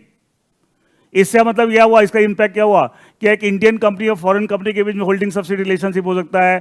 होल्डिंग जैसे इस केस में होल्डिंग क्या है? फॉरेन कंपनी है, सब्सिडरी इंडियन कंपनी। ये सुनो, उल्टा भी हो सकता है। रिलायंस इंडस्ट्री लिमिटेड अगर इंडिया के बाहर अपना कोई काम करने के लिए अपनी सब्सिडरी बनाए, क्यों नहीं हो सकता? क्योंकि दोनों ही जगह लिखा हुआ ना, होल्डिंग कंपनी की डेफिनेशन में लिखा हुआ, सब्सिडरी में लिखा हुआ। कंपनी का मतलब क्या लेना है? Body corporate. इसका मतलब बहुत सारी इंडियन कंपनी जिनके इंडिया के बाहर क्या है? सब्सिडरी है। तो वहां होल्डिंग कंपनी क्या होगी? इंडियन कंपनी, और सब्सिडरी कंपनी क्या होगी? Foreign company. एकदम हो सकता है, एकदम हो सकता है। अब एक बात ध्यान सुनिए, अब एक दिमाग में सवाल है कि सर ऐसा क्यों अलग से लिखा? अच्छा अलग से लिखने के पीछे भी तो कोई कारण रहा होगा, हाँ या ना? अच्छा आपने सुना होगा, सबने सुना जरूर होगा, बड़ा फैंसी सा टर्म है एफडीआई, फॉरेन डायरेक्ट इन्वेस्टमेंट। सब तो बड़े बड़े हैं आपके 11 12 तो बहुत बड़े बड़े हाई हाई बिजनेस स्टडी में, ये बिजनेस स्टडी में कहीं आया हुआ एफडीआई, फॉरेन। ये क्या होता है? बाहर से इंडिया में इन्वेस्टमेंट आ रही है, हाँ या ना? अच्छा बाहर से इंडिया में इन्वेस्टमेंट आ रहा है। अच्छा बाहर से इंडिया में इन्वेस्टमेंट आने का मतलब क्या हुआ? पैसा आ रहा है, और बस पैसा आ रहा है। पैसा यहां पे आके सजा के रख देना है। अरे भाई पैसा बाहर तो बिजनेस, यहां बिजनेस करेंगे ना, ये सुनो, बिजनेस करेंगे। अब देखिए बिजनेस करने के 2 मॉडल है इंटरनेशनल लेवल पे। ऐसे बाहर से जब इंडिया में आता है उसको एफडीआई बोलते हैं, और इंडिया से बाहर जाता तो क्या? एफआई। क्या होता है बता, दुनिया भर के टर्म तो भर देते किताबों में, समझना, समझाने वाले ना समझने वाले हैं। उसको बोलते हैं डायरेक्ट इन्वेस्टमेंट आउटसाइड इंडिया। क्या बोलते हैं? Direct investment outside India. ठीक है, एफडीआई जो बाहर से इंडिया में पैसा आ रहा है, और डायरेक्ट इन्वेस्टमेंट आउटसाइड जो इंडिया से बाहर जा रहा है, जो बाहर यहाँ की कंपनी बाहर इन्वेस्ट कर रही है, ऐसा भी तो है। अब देखिए जो ये डायरेक्ट इन्वेस्टमेंट होती है, चाहे एफडीआई बाहर से इंडिया में आ रहा हो चाहे इंडिया से, उनको डायरेक्ट इन्वेस्टमेंट बोलते हैं। हम डायरेक्ट इन्वेस्टमेंट को 2 पार्ट में डिवाइड करते हैं। एक बोलते हैं एफडीआई जो इंडिया में बाहर से पैसा आ रहा है, और एक बोलते हैं direct investment outside India. Clear? Actually आपका न्यूज सिलेबस में बताया था ना, अदर लॉज में फेमा एक टॉपिक आ रहा था, वो फेमा में सब चीजें आती हैं। अब वो अनफॉर्चुनेटली आपके सिलेबस, आपका न्यूज सिलेबस रहा नहीं, कोई बात नहीं है। ज्ञान लेने के लिए नहीं कि सिलेबस ही पढ़ना, कहीं पढ़ सकते हैं, ठीक है, आप पास भी कर जाएंगे, फाइनल में आ जाएगा कहीं ना कहीं आपको, ठीक है, सीए फाइनल में आ जाएगा। अच्छा जब डायरेक्ट इन्वेस्टमेंट जब होती है, जैसे बाहर, स्पेशली जब बाहर से इंडिया की बात करें, तो 2 मॉडल है। बाहर वाले इंडिया में अपनी एक ब्रांच ऑफिस खोल लें, कुछ सेपरेट कंपनी नहीं बनाए। जैसे बताया था ना कि इंडियन कंपनी का एक रजिस्टर्ड ऑफिस, बाकी सारे ब्रांच ऑफिस चाहे इंडिया में चाहे इंडिया के बाहर, बताया था। वैसे बाहर की कंपनी के भी तो ब्रांच ऑफिस इंडिया में खोल सकते हैं। ये सुनो, ये सुनो, वो जो आप फॉरेन कंपनी फाउंडेशन में पढ़ के आए वही है जो फाउंडेशन पढ़ गया ना। Foreign company means a company incorporated outside India and which the place of business in India, वही है ब्रांच ऑफिस खोल रखी है, वही कंसेप्ट है। वो क्या खोल रखी है? ब्रांच। एक मॉडल तो ये। अच्छा ब्रांच ऑफिस कर लेके इसका तो कोई सेपरेट कंपनी है क्या? वो नहीं, वो तो उसी कंपनी का पार्ट है। दूसरा मॉडल है कि आप इंडिया में एक सब्सिडरी बना लें और उसके थ्रू इंडिया में काम करें, और सब्सिडरी पर ऑब्वियसली कंट्रोल होगा आपका, आप होल्डिंग कंपनी होगी। ये सुनो, 2 मॉडल है इंडिया में डायरेक्ट। अब सोच के देखिए, अगर मान लिया अगर यहां पे ये नहीं लिखा होता कि कंपनी का मतलब बॉडी कॉर्पोरेट लेना है, तो क्या एफडीआई जो इंडिया में बाहर से हो रही है, क्या वो लोग इंडिया में कर पाते और इंडिया में सब्सिडरी बना पाते? नहीं। इसलिए लॉ मेकर्स को पता, ये इसका कनेक्शन फेमस है, ये बात यहां लिखी हुई एक लाइन, इस लाइन कहने के लिए एक लाइन है, एक सेंटेंस है, but it has a lot of meaning. अगर ये नहीं होता तो इंडिया में जितनी एफडीआई की बात होती है कुछ हो ही नहीं पाता, कुछ हो ही नहीं पाता। अच्छा बताइए, जब हिंदुस्तान यूनिलीवर इंडिया में जब सेटअप हुई होगी तो क्या यूनिलीवर ने एफडीआई की थी? हाँ ना, यूनिलीवर फॉरेन कंपनी है, उन्होंने इंडिया में पैसा लगाया। पैसा कैसे लगाया? By setting up a new company Hindustan Unilever limited as per Indian law, Indian company, उस पर अपना कंट्रोल रखा। आज भी एचयूएल के अंदर जितने भी बड़े फैसले होते हैं क्या अकेले ले लेते हैं या यूनिलीवर के कंट्रोल है? यूनिलीवर कंट्रोल है, होल्डिंग कंपनी है, इस क्या है? होल्डिंग कंपनी है। एंड इसका तो ये भी तो एफडीआई हो रखा है, ये भी क्या हो रखा है? एफडीआई। अब सोच के देखिए, अगर ये सब चीज नहीं लिखी होती कि कंपनी का मतलब बॉडी कॉर्पोरेट, इसका मतलब खाली दो इंडियन कंपनी के बीच में होल्डिंग सबसे रिलेशन, तो कैसे एफडीआई होती? क्या इंटरनेशनल ट्रांजैक्शन रुक जाते? यस और नो। कहने के लिए एक सेंटेंस है, इंडस्ट्री एंगल से देखो तो कितना इंपैक्ट है, कहां कहां बातें जुड़ी हुई हैं, तार कहां कहां जाके जुड़ जाते हैं। एक्चुअली ये सब सब चीजें, और ऐसे पढ़ो तो मजा आ जाएगा, वो लगेगा इंडस्ट्री सब चीजें आपको क्लियर है कि साहब ये किस, ये तुम जो ऑलरेडी प्रोफेशनल बन चुके हैं, जो ऑलरेडी सीए हैं, सीएस है, उनसे पूछ लेना एग्जाम्पल कि सर यूनिलीवर होल्डिंग है सब चीज, हाँ सबको बताइए, सबसे सबसे कॉमन एग्जाम्पल है। तो बोला सर यूनिलीवर होल्डिंग कंपनी है, तो होल्डिंग कंपनी का मतलब पहले कंपनी होनी चाहिए जो कि 50-50 शेयर होल्ड करे। सर ये तो कंपनी के डेफिनेशन में नहीं आ रहा। पता क्या आंसर आएगा? ज्यादा एनालिसिस मत करो, बस ये होल्डिंग है, सब्सिडरी है, खत्म। उसको पता ही नहीं है, वो प्रोफेशनल बन गए, डिग्री ले ली, ठीक है। Analyse each and every aspect. मैं बच्चों को इतना स्मार्ट बनाना चाहता हूं कि आप जब बात करें ना बच्चे, तो लगे कि साहब सही में बात दम है, आपने सब्जेक्ट पढ़ा है। मेरा तो हमेशा ऑब्जेक्टिव ही है, ठीक है। एक रट उठा के खाली एग्जाम पास कर देना सब कुछ नहीं होता, एंड रियली आपको मैटर करता है कि जब बात करें तो लगता है आपको एक ही चीज की अंडरस्टैंडिंग है। एफडीआई पूरा रुक जाता, आप सोच के देखिए कितना बड़ा इंपैक्ट आपको आ सकता था। Is it okay with everyone? अच्छा, इसीलिए एक चीज लॉजिकली सोच के देखिए, सब्सिडरी का जो बिजनेस होता है, बात चलिए थोड़ा और ऐड कर देता हूं, सब्सिडरी का बिजनेस होता है, सही माने में उसका बिजनेस होता है या होल्डिंग का होता है? होल्डिंग का होता है, क्योंकि वो तो एक मॉडल है, काम करने का तरीका है कि भैया हमने सब्सिडरी। अच्छा, पहले यूनिलीवर का मन बना कि हम इंडिया में काम करेंगे, या पहले एचयूएल का जन्म हुआ? पहले मन बना ना, और बोला कि चलो इसके लिए एक बेबी हम इंडिया में आपको बना लेते हैं, एक सब्सिडरी बना लेते हैं, मतलब यही हुआ ना। इसका मतलब सही माने बिजनेस और सब्सिडरी किसका होता है? बिजनेस। कंपनी अलग है, बिजनेस एंगल से, लीगल एंगल से अलग अलग कंपनी है, बिजनेस एंगल से वो क्या है? एक ही बिजनेस है, एक ही बिजनेस है। अच्छा देखिए, अगर यूनिलीवर को अगर अपना टर्नओवर टोटल दिखाना है एक पर्टिकुलर फाइनेंशियल ईयर का, जब 22-23 का, तो मुझे बताइए क्या वो टर्नओवर में खाली अपना दिखाएंगे या अपनी सारी सब्सिडरी, वर्ल्ड में जितनी भी सब्सिडरी, ये तो एक इंडिया में, इनके वर्ल्ड में जगह जगह अलग अलग है, सब मिला के दिखाएंगे? हाँ या ना? इसीलिए अब ध्यान सुनना, अकाउंट्स में आप एक टॉपिक पढ़ेंगे, कंसोलिडेशन ऑफ अकाउंट्स। क्या पढ़ेंगे? कंसोलिडेट। और पढ़ोगे in the context of holding subsidiary. कहां पढ़ोगे?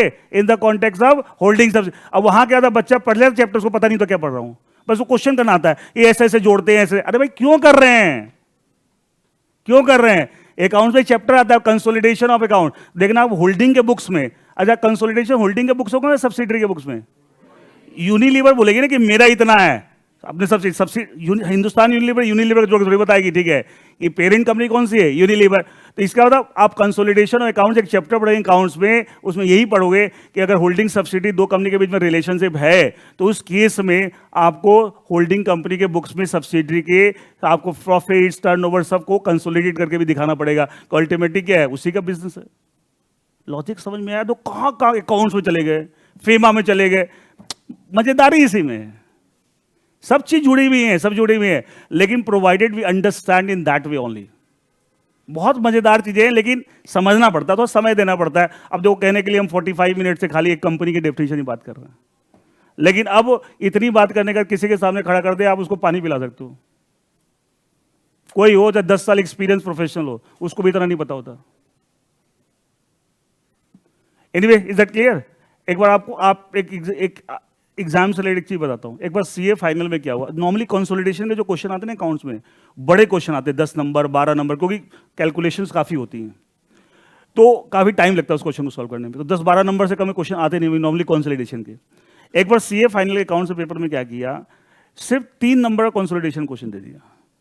अब बच्चे परेशान, ये 3 नंबर का क्वेश्चन कैसे आ गया, कि नॉर्मली 10-12 बोला आ गया तो सॉल्व तो करना ही, टाइम खराब किया, फिर भी उनके 0 आए उस क्वेश्चन में। क्यों?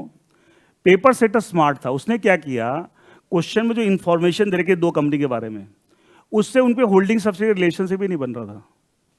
होल्डिंग सब्सिडी क्राइटेरिया दे रखा है ना, सेक्शन 2 क्लॉज 80 3 क्राइटेरिया देखे, दो डायरेक्ट और एक इनडायरेक्ट, कोई भी क्राइटेरिया फुलफिल नहीं होता। तो उसको यही लिखना था आंसर में कि साहब ये क्योंकि इन दोनों में होल्डिंग सब्सिडी का सब्सिडरी कंपनी की डेफिनेशन लिखनी थी, वो 3 क्राइटेरिया, और तीनों में से कोई भी क्राइटेरिया फुलफिल नहीं हो रहा, दैट्स वाई होल्डिंग सब्सिडी नहीं, इसलिए कंसोलिडेशन नहीं हो, खाली यही लिखना था। अब क्या हुआ, क्वेश्चन सॉल्व कर रहे हैं, तो वो चेक करना चाहता है कि वो समझ भी है कि नहीं, कंसोलिडेशन करते क्यों हैं, खाली ये चेक कर, इसलिए 3 नंबर क्वेश्चन दे दिया, इतना ही लिखना था, कोई कैलकुलेशन नहीं करनी थी। अब भाई साहब वो कैलकुलेशन में लग के आधा पौना घंटा खराब भी कर दिया, मिला 0, उसमें कंसिडर होगी नहीं कि होल्डिंग सब्सिडी रिलेशनशिप ही नहीं था। ऐसे ऐसे क्वेश्चन बना दे, घूम जाए लोग आपको अच्छे, और होता कुछ नहीं है, अंडर चैप्टर के क्वेश्चन करने में इंटरेस्ट ज्यादा है, ये इंटरेस्ट नहीं कि कर क्यों रहे हैं, क्या पर्पस है, क्या ऑब्जेक्टिव है, कि सर कंसेप्ट क्या है इसके पीछे, वो नहीं पता। तो मैं बोला क्वेश्चन सॉल्व कर, क्वेश्चन कंसेप्ट से क्वेश्चन चलते हैं या क्वेश्चन से कंसेप्ट चलता है? क्वेश्चन से कंसेप्ट चलते हैं ना, सॉरी कंसेप्ट से क्वेश्चन, सॉरी कंसेप्ट जो है उस पर बिल्ड करके हम क्वेश्चन सॉल्व करते हैं, लेकिन कंसेप्ट ही क्लियर नहीं है, क्वेश्चन क्या सॉल्व होंगे? लेकिन पता है कि सारी दुनिया पागल हो रखी है, क्वेश्चन सॉल्व, क्वेश्चन, अरे क्या हो जाएगा उससे? और कंसेप्चुअल अंडरस्टैंडिंग है तो क्वेश्चन इतने मुश्किल होते नहीं है, लेकिन प्रॉब्लम ये है कि लोग कंसेप्ट पे ध्यान देना ही नहीं चाहते, क्योंकि कंसेप्ट को पढ़ाना और पढ़ना डिफिकल्ट काम होता है, बहुत बारीकी से पढ़ना पड़ता है, बड़ा ध्यान से, ठीक है। और एक बार पकड़ लीजिए, काम आसान है, एक बार मेहनत करनी पड़ेगी, उसका काम आसान हो जाता है। Is that okay? Should I move on? So that is all about this definition. एक बच्चे ने बोला कि सर, स्नेहा ने कि साहब फिर आपको लेजिस्लेचर ने होल्डिंग कंपनी क्यों बोला, होल्डिंग बॉडी कॉर्पोरेट क्यों बोल दिया, क्यों नहीं बोला? ठीक है भाई, आपके सजेशन में लिख के भेज दूंगा मिनिस्ट्री ऑफ कॉर्पोरेट अफेयर के, भाई इनको कंसल्टेंट रख लीजिए आप। ये बोले कि साहब सीधा होल्डिंग बॉडी कॉर्पोरेट ही बोल देते। बेटा इतना लॉ में थोड़ी टेक्निकलिटीज होती हैं। एक बार किसी ने बोला था कि अरुण जेटली जब आपको फाइनेंस मिनिस्टर थे, उन्होंने बोला कि साहब हम इनकम टैक्स आपको इतना सिंपल कर देंगे कि साहब जिससे कि एक आम आदमी अपनी रिटर्न्स टैक्स कैलकुलेशन खुद ही कर लेगा और उसमें कोई प्रोफेशनल जरूरत नहीं है। सारे से बोले क्या कर रहे हो माई बाप, हमारी दुकान कैसे चलेगी? इतना सिंपल कर दोगे तो एक्चुअली कहने का मतलब है इंडिया का लीगल सिस्टम इतना सिंपल हो नहीं सकता। ठीक है, आपकी बात सही है, लेकिन फिर आपको क्या प्रॉब्लम, क्या उसको भाई कंपनी बढ़ के कंपनी को डिफाइन कर दिया। ठीक है, एनीवे देख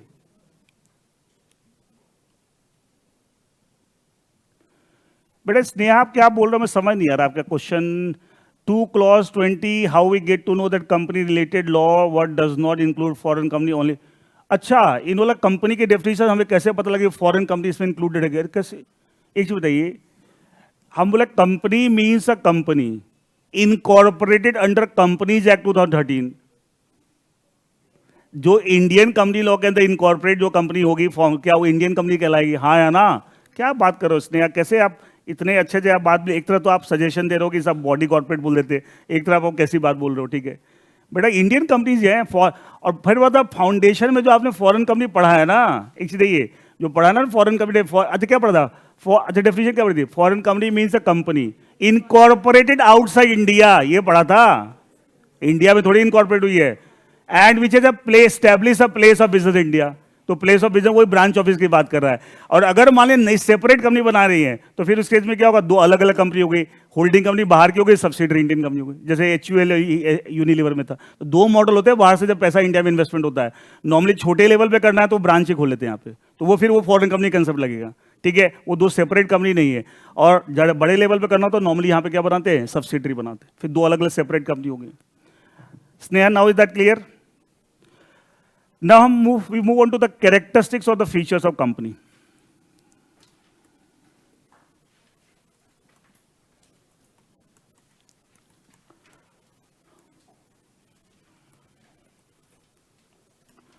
एक बार जैसे अभी आपको कंपनी की डेफिनेशन मैंने पढ़ाई एक क्लास में, मैंने 2 घंटे लगा दिए खाली कंपनी के डेफिनेशन में। और एक बंदा बैठा था, he was already advocate and he was doing CS, मतलब ऑलरेडी LLB कर चुका था, प्रैक्टिस में था, साथ में CS कर रहा था। तो बोला साहब मजा आ गया, मतलब कि खाली कहने के लिए 2 लाइन की डेफिनेशन पढ़ी, लेकिन जिस तरह से एनालिसिस की गई है, बोला साहब नहीं पढ़ाते लोग। मैं बता लॉ को जितना एनालाइज करो मजा तभी आएगा। ऊपर ऊपर से पढ़ो तो फिर वो रटने वाला हिसाब हो जाए, क्योंकि लॉ हाई डीप डेप्थ की चीज है, ऊपर ऊपर से चीज समझ में नहीं आएगी, खाली रट सकते हो।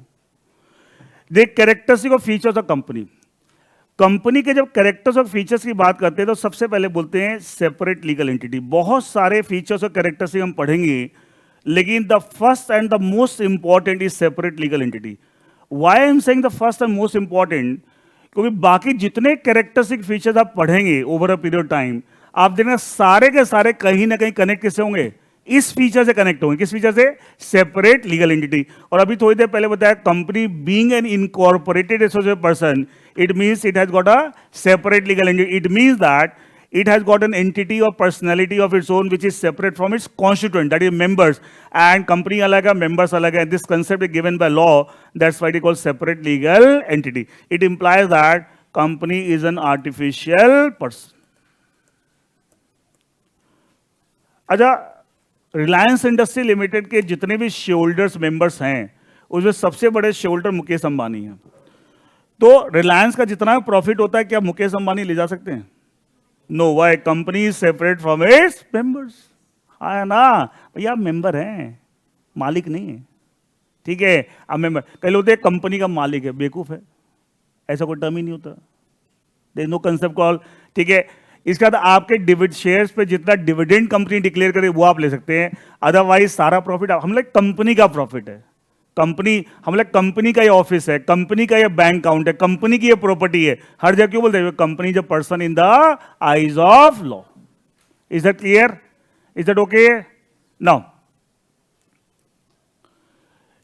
ये कैरेक्टरिस्टिक तो सब क्लियर है। इस कैरेक्टरिस्टिक से रिलेटेड एक बहुत ही फेमस केस है, and the name of the case आपने पहले भी पढ़ा है, Solomon versus Solomon and company limited.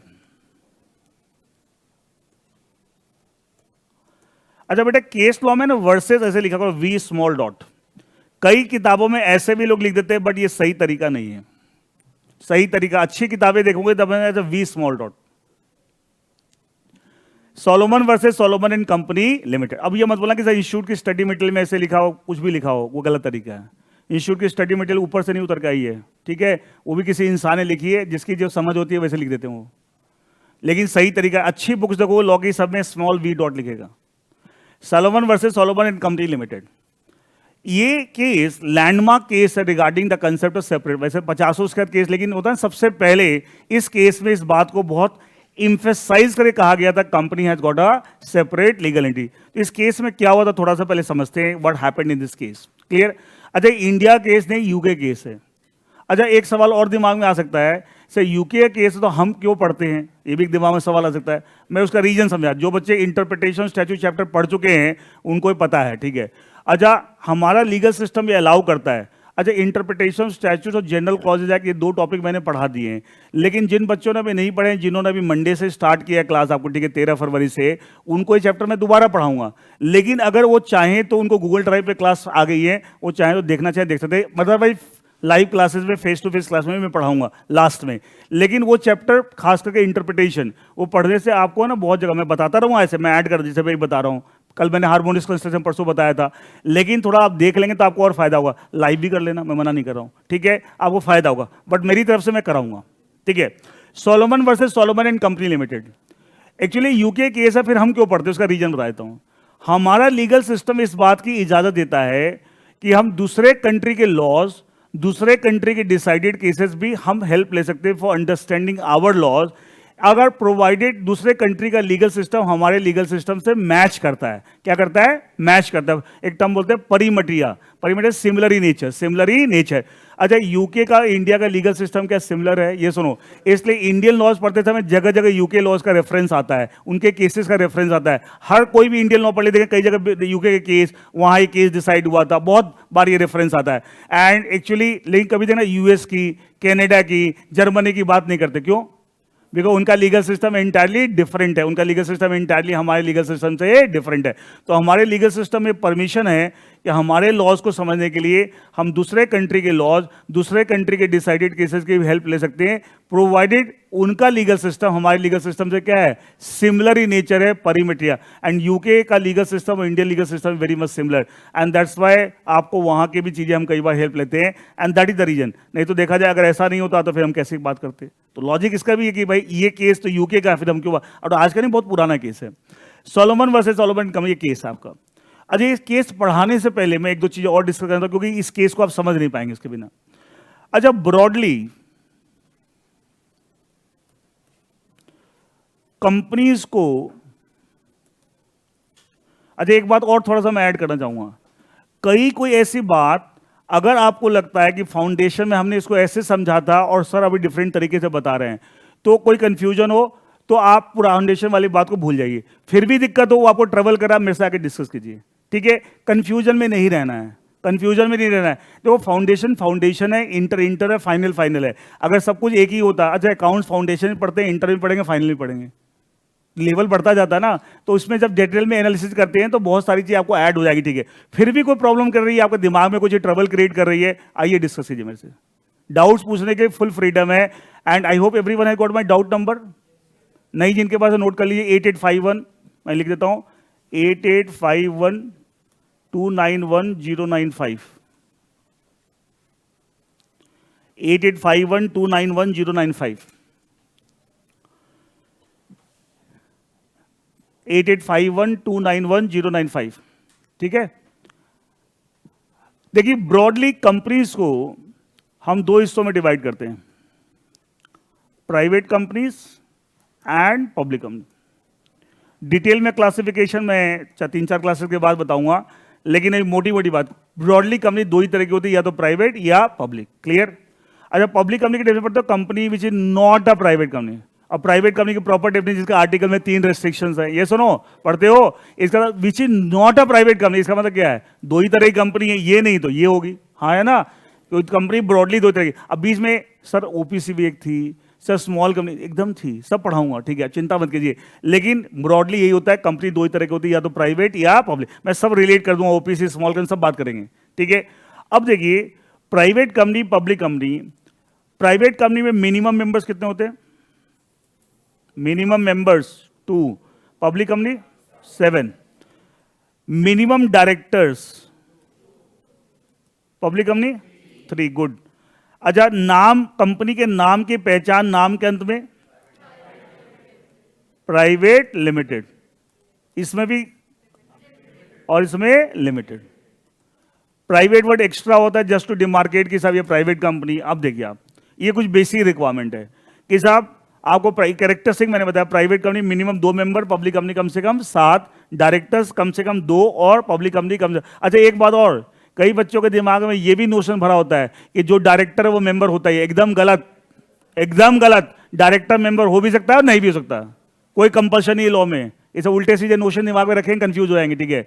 कोई दोनों अलग अलग कंसेप्ट हैं, और हो सकता है कोई बंदा दोनों हो, लेकिन लॉ में कोई कंपल्शन है कि मेंबर होने के लिए डायरेक्टर जरूरी है, डायरेक्टर होने के लिए मेंबर, कोई कंपल्शन नहीं है, कोई कंपल्शन नहीं है, क्लियर? अब देखिए आप, अच्छा एक चीज देखिए, मैं अगर एक नाम लिखता हूं एबीसी लिमिटेड, क्या एक कंपनी है? कौन सी, प्राइवेट है पब्लिक? पब्लिक कंपनी है। अगर मैं लिखता हूं XYZ एंड कंपनी, क्या एक कंपनी है? अभी आपके सामने खुद आपने बोला है, यही बोलते हैं इसको अप्लाई नहीं करते। नाम के अंदर कंपनी दो ही तरह की होती है, या तो प्राइवेट है पब्लिक। प्राइवेट होगी तो उसकी नाम से पहचान क्या है, नाम के अंदर क्या होगा? Private limited. ना पब्लिक होगी तो नाम के अंदर क्या? लिमिटेड। क्या दोनों में कुछ भी है? तो ये कंपनी है? नहीं है। यही बात मैं पूछना चाहता था। होता क्या, खाली बोल देते हैं फिर अप्लाई करने में गड़बड़ कर देते हैं। कंपनी लिखा हुआ है सर, इसलिए कंफ्यूज हो गए। इससे मैं ये बात प्रूव करना चाहता हूं, कंपनी वर्ड की कोई रिलेवेंस नहीं है। कंपनी वर्ड हो या ना हो डज नॉट मैटर कि वो कंपनी का नाम है कि नहीं। मेन चीज क्या देखना है, अगर प्राइवेट कंपनी है तो नाम के अंदर में क्या होना चाहिए? Private limited. पब्लिक कंपनी नाम है लिमिटेड। अब जो एबीसी लिमिटेड कंपनी वर्ड नहीं, फिर भी वो कंपनी है। और XYZ कंपनी कंपनी वर्ड है, फिर भी वो कंपनी नहीं है। कंपनी वर्ड से कोई लेना देना नहीं है। अच्छा मैं बोलूं एबीसी एंड कंपनी लिमिटेड, ये भी कंपनी है। क्या ये कंपनी कंपनी वर्ड की वजह से बोला या लिमिटेड वर्ड के? अगर कंपनी वर्ड की वजह से होता तो फिर ये भी मैं कंपनी बोल देता। और ये तो नहीं है, तो कंपनी वर्ड हो या नॉट, डज नॉट, उसकी कोई रेलेवेंस नहीं है, कोई सिग्निफिकेंस नहीं है। मेनली क्या देखना है, लिमिटेड या प्राइवेट लिमिटेड। अभी इसका एक उदाहरण देता हूं आपको। मुझे चाहिए, आप सीए जब बन जाएंगे या कोई सीएस बन जाता है या लॉ एलएलबी कर लेता है, तो प्रैक्टिस जब करते हैं तो क्या एक तो तरीका इंडिविजुअली आप प्रैक्टिस कर सकते हैं, एक पार्टनरशिप फर्म बना के, और एक एलएलपी। एलएलपी बना के भी प्रोफेशनल प्रैक्टिस कर सकते हैं, कंपनी फॉर्म में प्रैक्टिस करना अलाउड नहीं। क्लियर? अच्छा, आपने कई सारे सीए फर्म के नाम ऐसे देखे होंगे, Ram Shyam and company chartered accountants देखे होंगे, नाम देखो। आपके घर में किस किस के घर में सीए हैं? सबके, मोस्टली सबके घर में कुछ ना कोई सीए होंगे, not necessarily parents, brother sister cousins, ठीक है, रिलेटिव, कोई ना कोई सब। अच्छा, क्या फर्म के नाम में ऐसा होता है Ram Shyam and company chartered accountant? वो कंपनी है, पार्टनरशिप फर्म है? पार्टनरशिप फर्म है। अच्छा, हम बोलते हैं कंपनी फॉर्म में प्रैक्टिस करना अलाउड नहीं है। मेरे पास एक बच्चा आ गया, already qualified CA final, CS final, ठीक है, वो मेरे से आ गया। सर आपने बोले सर कंपनी बना के प्रैक्टिस करना अलाउड नहीं है। मैंने तो वहां नाम देखा था कि आपको Ram Shyam and company chartered accountant, वो तो कंपनी बना के प्रैक्टिस है। मैं थप्पड़ लगाऊं तेरे, सो तो फाइनल पास कर गया। यही बोलते हैं फंडामेंटल से बिगड़े होते हैं ना जगह। अच्छा, किसी से सामने बोल दोगे, लोग हंसेंगे नहीं, बोले पागल है, कैसे इसको डिग्री मिल गई? भैया कंपनी वर्ड, ये छोटी छोटी बात पे ध्यान देना, हम गड़बड़ कहां करते हैं। कंपनी वर्ड इंपॉर्टेंट नहीं है, इंपॉर्टेंट क्या है, लिमिटेड या प्राइवेट लिमिटेड। और देखो एबीसी लिमिटेड कंपनी वर्ड नहीं, फिर भी कंपनी है। XYZ कंपनी कंपनी वर्ड है, फिर भी कंपनी नहीं है। कंपनी वर्ड का कोई रेलेवेंस नहीं है, रेलेवेंस उसका है लिमिटेड या प्राइवेट। अगर पब्लिक कंपनी है तो लिमिटेड वर्ड होगा, और प्राइवेट कंपनी तो प्राइवेट वर्ड एक्स्ट्रा लगाया कि जस्ट टू डिमार्केट की क्या है, पब्लिक कंपनी के अंदर पब्लिक लिमिटेड नहीं होता, खाली क्या होता है, लिमिटेड होता है। Is that okay? Is that okay? अब देखो एक गड़बड़, एक छोटी सी बात कहां कहां पहुंच जाती है, कहां तक कंफ्यूजन क्रिएट कर सकती है। सोचिए वो फर्म पार्टनरशिप फर्म को क्या समझ रहा है, कंपनी समझ रहा है वो। फिर बोला साहब, आपने बोला कंपनी बना के तो प्रैक्टिस, तो कंपनी बना के प्रैक्टिस। मैं कहा क्या बोलूं मैं, ठीक है, बात को ढंग से समझते नहीं, और फिर हड़बड़ी बहुत है। सो इतना ज्यादा क्यों बोलते हो, थोड़ा सा बताओ, थोड़ा सा बताओ। थोड़े में क्या समझ में आएगा, थोड़े में थोड़ा ही मिलेगा। इनमें देखिए, वो एक टीचर पढ़ाता है बच्चों को, NATURE, नटूरे। तो उसके पेरेंट्स से सुन लिया, बोले ये क्या है, ये क्या है? तो बोला क्या कि 100 रुपये घंटा वाला मास्टर तो ऐसे पढ़ाएगा। तो क्या किया, फिर आपको प्रिंसिपल के पास गया, कि प्रिंसिपल स्कूल की बात थी, तो उस पर ये सस्ते सस्ते टीचर रखते हो तो क्या वैसे पढ़ाएंगे? प्रिंसिपल क्या था, प्रिंसिपल बोला आप बच्चों को ऐसे पढ़ाएंगे तो बच्चों का फटूरे क्या होगा? वो फ्यूचर में क्या बोला था, फटूरे। तो तो वो नटूरे बोल रहा, तो वो फटूरे बोल रहा है, ठीक है। तो एक्चुअली क्या है कि देखो, शॉर्टकट बोलते हैं ना, शॉर्टकट हमेशा शॉर्टकट ही होती है, दिमाग भी शॉर्टकट ही हो जाता है। उतनी सी सोच, उतना हर चीज में बड़ा सोचो, बड़ा दिमाग, बड़ी सोच। अच्छा नहीं बोलते, अब्दुल कलाम ने हमेशा क्या बोला था, आपने सुना, डॉक्टर अब्दुल कलाम हमेशा क्या बोलते थे, एक लाइन बोलते थे, इंडियंस को बड़ा सोचने में ही डर लगता है, और जब तक आप बड़ा सोचोगे नहीं, बड़ा अचीव नहीं कर सकते। जो आदमी सोचने में डरता है, बेटा तेरे इस बार है ना 80% मार्क्स आएंगे, 80, उसको तो पहले आए, वो तो पहले ही पसीने आ गए उसके। तो ऐसे लोग कभी आ भी नहीं सकते। जो एस्पायर, सोच बड़ी, हर चीज सोच, मतलब हर चीज आपको बड़ा, विजन बड़ा, मुझे लाइफ में कुछ एक्स्ट्रा ऑर्डिनरी करना है, विजन बड़ा, ठीक है, मजा आता है। फिर एफर्ट डालिए, जान लगाइए, अचीव करते हैं लोग।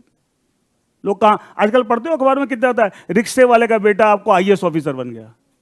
कुछ विजन बड़ा रखा होगा, नहीं तो नॉर्मली रिक्शे वाले का बेटा जाता, वो भी रिक्शा चलाने लग जाता है। जाता तो यही होता है ना, बड़ा सोच रखी होगी, देखिए कहां पहुंच गया, आज पूरे परिवार को उठा देगा वो। एक आदमी पूरे परिवार को कहां से कहां ले जाएगा। तो सोच छोटी मत रखो। मैं मतलब जो छोटी सोच रखते हैं ना, वो छोटे रह जाते हैं हमेशा। और हर आदमी में काबिलियत है, पहले सोचो तो बड़ा, और मेहनत करनी पड़ेगी। ये नहीं खाली सोचने से ही फिर तो ख्वाबी पुलाव हो जाएंगे, उससे जान लगानी पड़ेगी। डॉक्टर अब्दुल कलाम का तुम बचपन पढ़ोगे तो सुनोगे, मतलब ऑलमोस्ट पेरेंट्स 40 एज में ही एक्सपायर हो गए थे, अपने आप सोचिए, ultimately became the president of India. Inspiration है। वो फिल्म एक आई थी ना, मैं हूं कलाम, एक छोटे बच्चे की, उन्हीं की लाइफ के ऊपर दिखाया था ना, कि अगर आपने देखी हो कि वो ढाबे पे काम करता है एंड ऑल दैट, ठीक है, एंड वो उसी की, उन्हीं की लाइफ की पिक्चर है। इनमें देखिए, अब मुझे बताइए, ये जो केस है Solomon versus Solomon and company limited, ये जो कंपनी है सोलोमन एंड कंपनी लिमिटेड, ये प्राइवेट कंपनी है पब्लिक कंपनी है? अब कंपनी वर्ड है उससे मुझे मतलब नहीं है, मेन तो मुझे ये देखना है कौन सी कंपनी है, पब्लिक कंपनी। क्लियर? 5 मिनट लगेंगे, 5-7 मिनट बस, होल्ड फॉर 5-7 मिनट्स, ठीक है? प्लीज प्लीज बातें नहीं। देखिए Solomon versus Solomon and company limited, इस केस में क्या हुआ, there was a man called Solomon. वो अपना एक लेदर का बिजनेस, चमड़े का व्यापार करता था, proprietary concern, he was the proprietor. बाद में उसका मन हुआ कि मुझे कंपनी बना के बिजनेस करना चाहिए, तो उसके लिए उसने एक कंपनी बनाई। कंपनी का नाम क्या है, सोलोमन एंड कंपनी लिमिटेड। वो कंपनी बनाई। अच्छा, बीइंग अ पब्लिक कंपनी, कम से कम कितने मेंबर चाहिए? 7।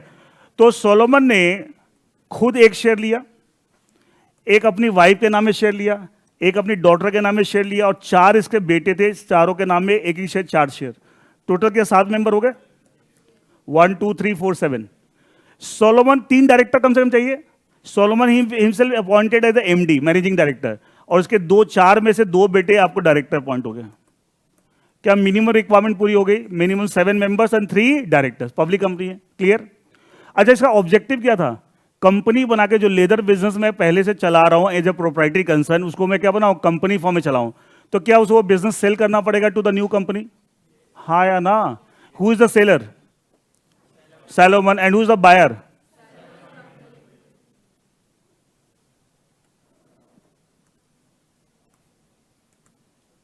Company limited. ये बायर है और ये सेलर है। 5-7 मिनट ऊपर नीचे होता, घबराया मत करो, सरकारी ऑफिस की तरह नहीं है। एकदम 5 बजे मैं थैला उठा के, सरकारी लोग एकदम 1 मिनट रुक जाते, उनको लगता है आज तो गुनाह हो गया, गंगा जल छिड़कना पड़ेगा। तो वो काम नहीं करना है, ठीक है? एकदम कोई टॉपिक चल रहा था, फ्लो होता। देखो मैं जब पढ़ाता हूँ ना, मैं कुछ नहीं देखता क्या दिन हुए, मैं एकदम पूरे दिल से पढ़ाता हूँ। मेरा शुरू से ये है, मुझे कोई मतलब नहीं क्या बाहर हो रहा है, मेरे घर में क्या हो रहा है, कौन क्या सोच रहा है। I just really get involve in that. देखिए सेलर बायर, ये अपना बिजनेस सेल कर रहा। बेटा बातें नहीं, कुछ कमेंट्री देनी है, बाद में बात, क्लास के बाद मेरे से बात कर लेना। शिवम देखिए, अच्छा कोई बात, कोई तो बोल रहा था, कोई बात नहीं। देखिए Solomon versus Solomon and company limited, ये बिजनेस ना सेल कर रहा है, तो उसकी एक वैल्यू निकलेगी, उसकी वैल्यू निकालेगी 38,782 पाउंड्स। यूके का केस है ना, वहां पर करेंसी क्या चलती है, पाउंड चलती है। यूरो आपको बताओ, यूरोप में मोस्ट ऑफ द कंट्री ने अडॉप्ट कर लिया, यूके ने कभी अडॉप्ट नहीं किया। आज भी वहां करेंसी पाउंड है। क्लियर? ये तो बताओ, UK is a part of Europe, लेकिन उसने कभी भी यूरो करेंसी, जो most of the country common currency होगी यूरोपियन कंट्रीज की, लेकिन यूके ने कभी भी इसको अडॉप्ट नहीं किया।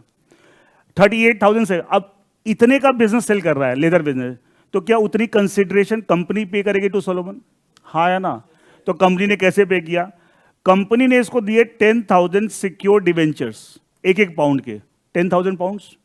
हाँ, 20,000 दिए इक्विटी शेयर, एक पाउंड के, कितने हो गए? 20,000 पाउंड। और रिमेनिंग इन कैश कितना हो गया? 8,700 कैश। टोटल बराबर हो गया 38,782 पाउंड्स। कंपनी को बिजनेस मिल गया, company has become the owner of that business. बदले में सोलोमन को क्या मिले? 10,000 सिक्योर डिवेंचर, एक पाउंड के, 20,000 इक्विटी शेयर, एक पाउंड के, और बाकी रिमेनिंग कैश 8,782 पाउंड्स। क्लियर है? बराबर हो गया हिसाब। अब वो बिजनेस इसका हो गया। अच्छा, इस प्रोसेस में क्या सोलोमन क्या has become the creditor of the company?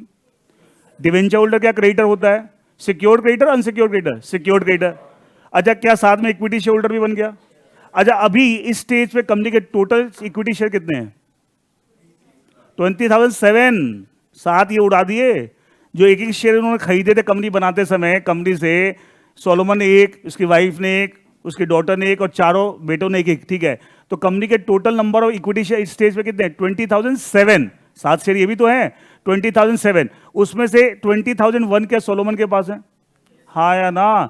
And remaining 6 share किसके पास? उसके फैमिली के पास है, उसके फैमिली मेंबर्स के पास है। ये सुनो, कंपनी के total number of equity share अभी कितने हैं? 20,007। 20,000 तो कंपनी ने उसको दिए थे एज ए कंसिडरेशन, और बाकी 7, 20,000 एक उसमें 20,000 तो ये एक उसने खरीदा था पैसे देके सोलोमन ने, और बाकी 6 शेयर किसके? उसके फैमिली मेंबर्स के पास है। Is that clear?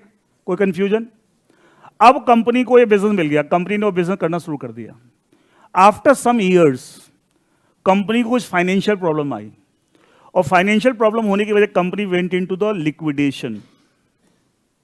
किसमें चली गई? लिक्विडेशन और ऑल्सो कॉल्ड वाइंडिंग अप। किस पे चलेगी? लिक्विडेशन और वाइंडिंग अप। एक ही बात है, लिक्विडेशन बोल सकते हैं और वाइंडिंग अप। अच्छा, लिक्विडेशन और वाइंडिंग अप ब्रॉडली क्या होता है? कोई भी कंपनी की लिक्विडेशन होती है, वाइंडिंग अप, तो ब्रॉडली क्या होता है?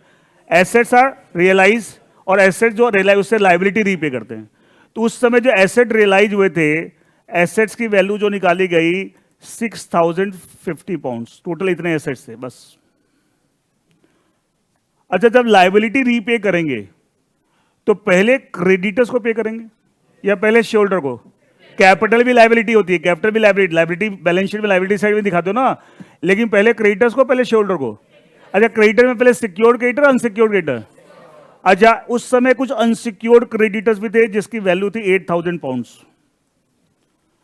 अच्छा, जितने एसेट्स हैं, अच्छा हुआ था सिक्योर्ड क्रेडिटर सोलोमन 10,000। अच्छा, इस 10,000 सिक्योर्ड डिवेंचर कंपनी ने इशू किए थे, तो क्या एसेट्स जो थे, क्या even it was sufficient for repaying the secured creditor? वो 10,000 आपने पे करना है और है कितने? 6,050। क्या उसके लिए भी सफिशिएंट नहीं है?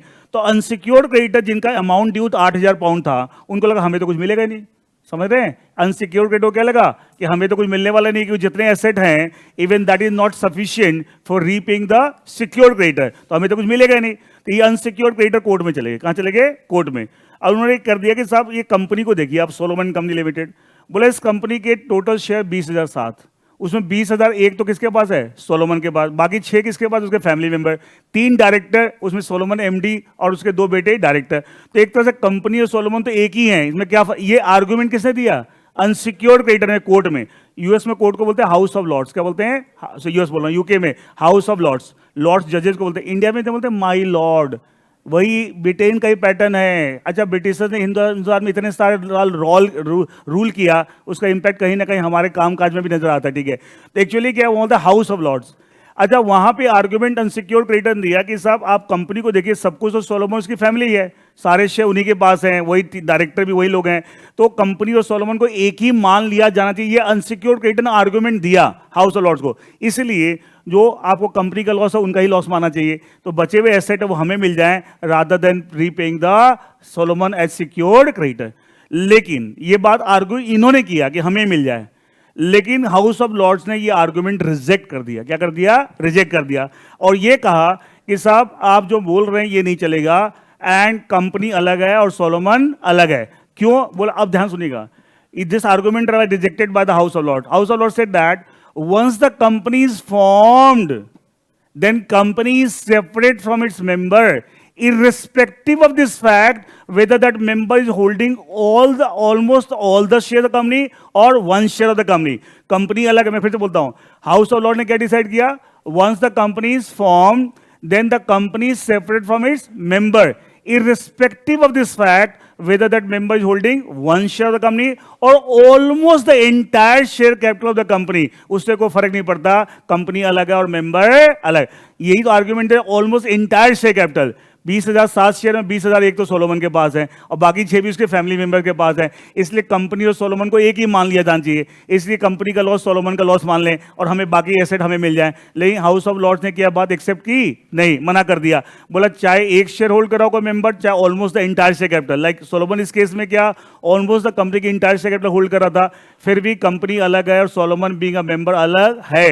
क्या यही सेपरेट लीगल एंटिटी होती है?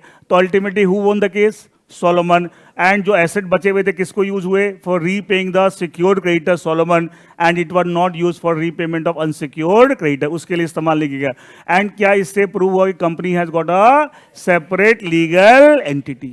तो ये लैंडमार्क केस है, हिस्टोरिकल केस है, इसलिए इसको जब भी हम सेपरेट लीगल एंटिटी की बात करते हैं तो इसकी चर्चा साथ में जरूर होती है। Is that clear? समझ आया सबको? पक्का? रिवाइज करके आना है, रिवाइज करना रेगुलर बेसिस पे। ठीक है, सबने रजिस्टर बना लिए? ठीक है, और रेगुलर बेसिस पे कल हम इसके आगे कंटिन्यू करेंगे। I hope you all enjoying the lectures. ठीक है, हैप्पी लर्निंग, एंड कल मिलते हैं। Thank you.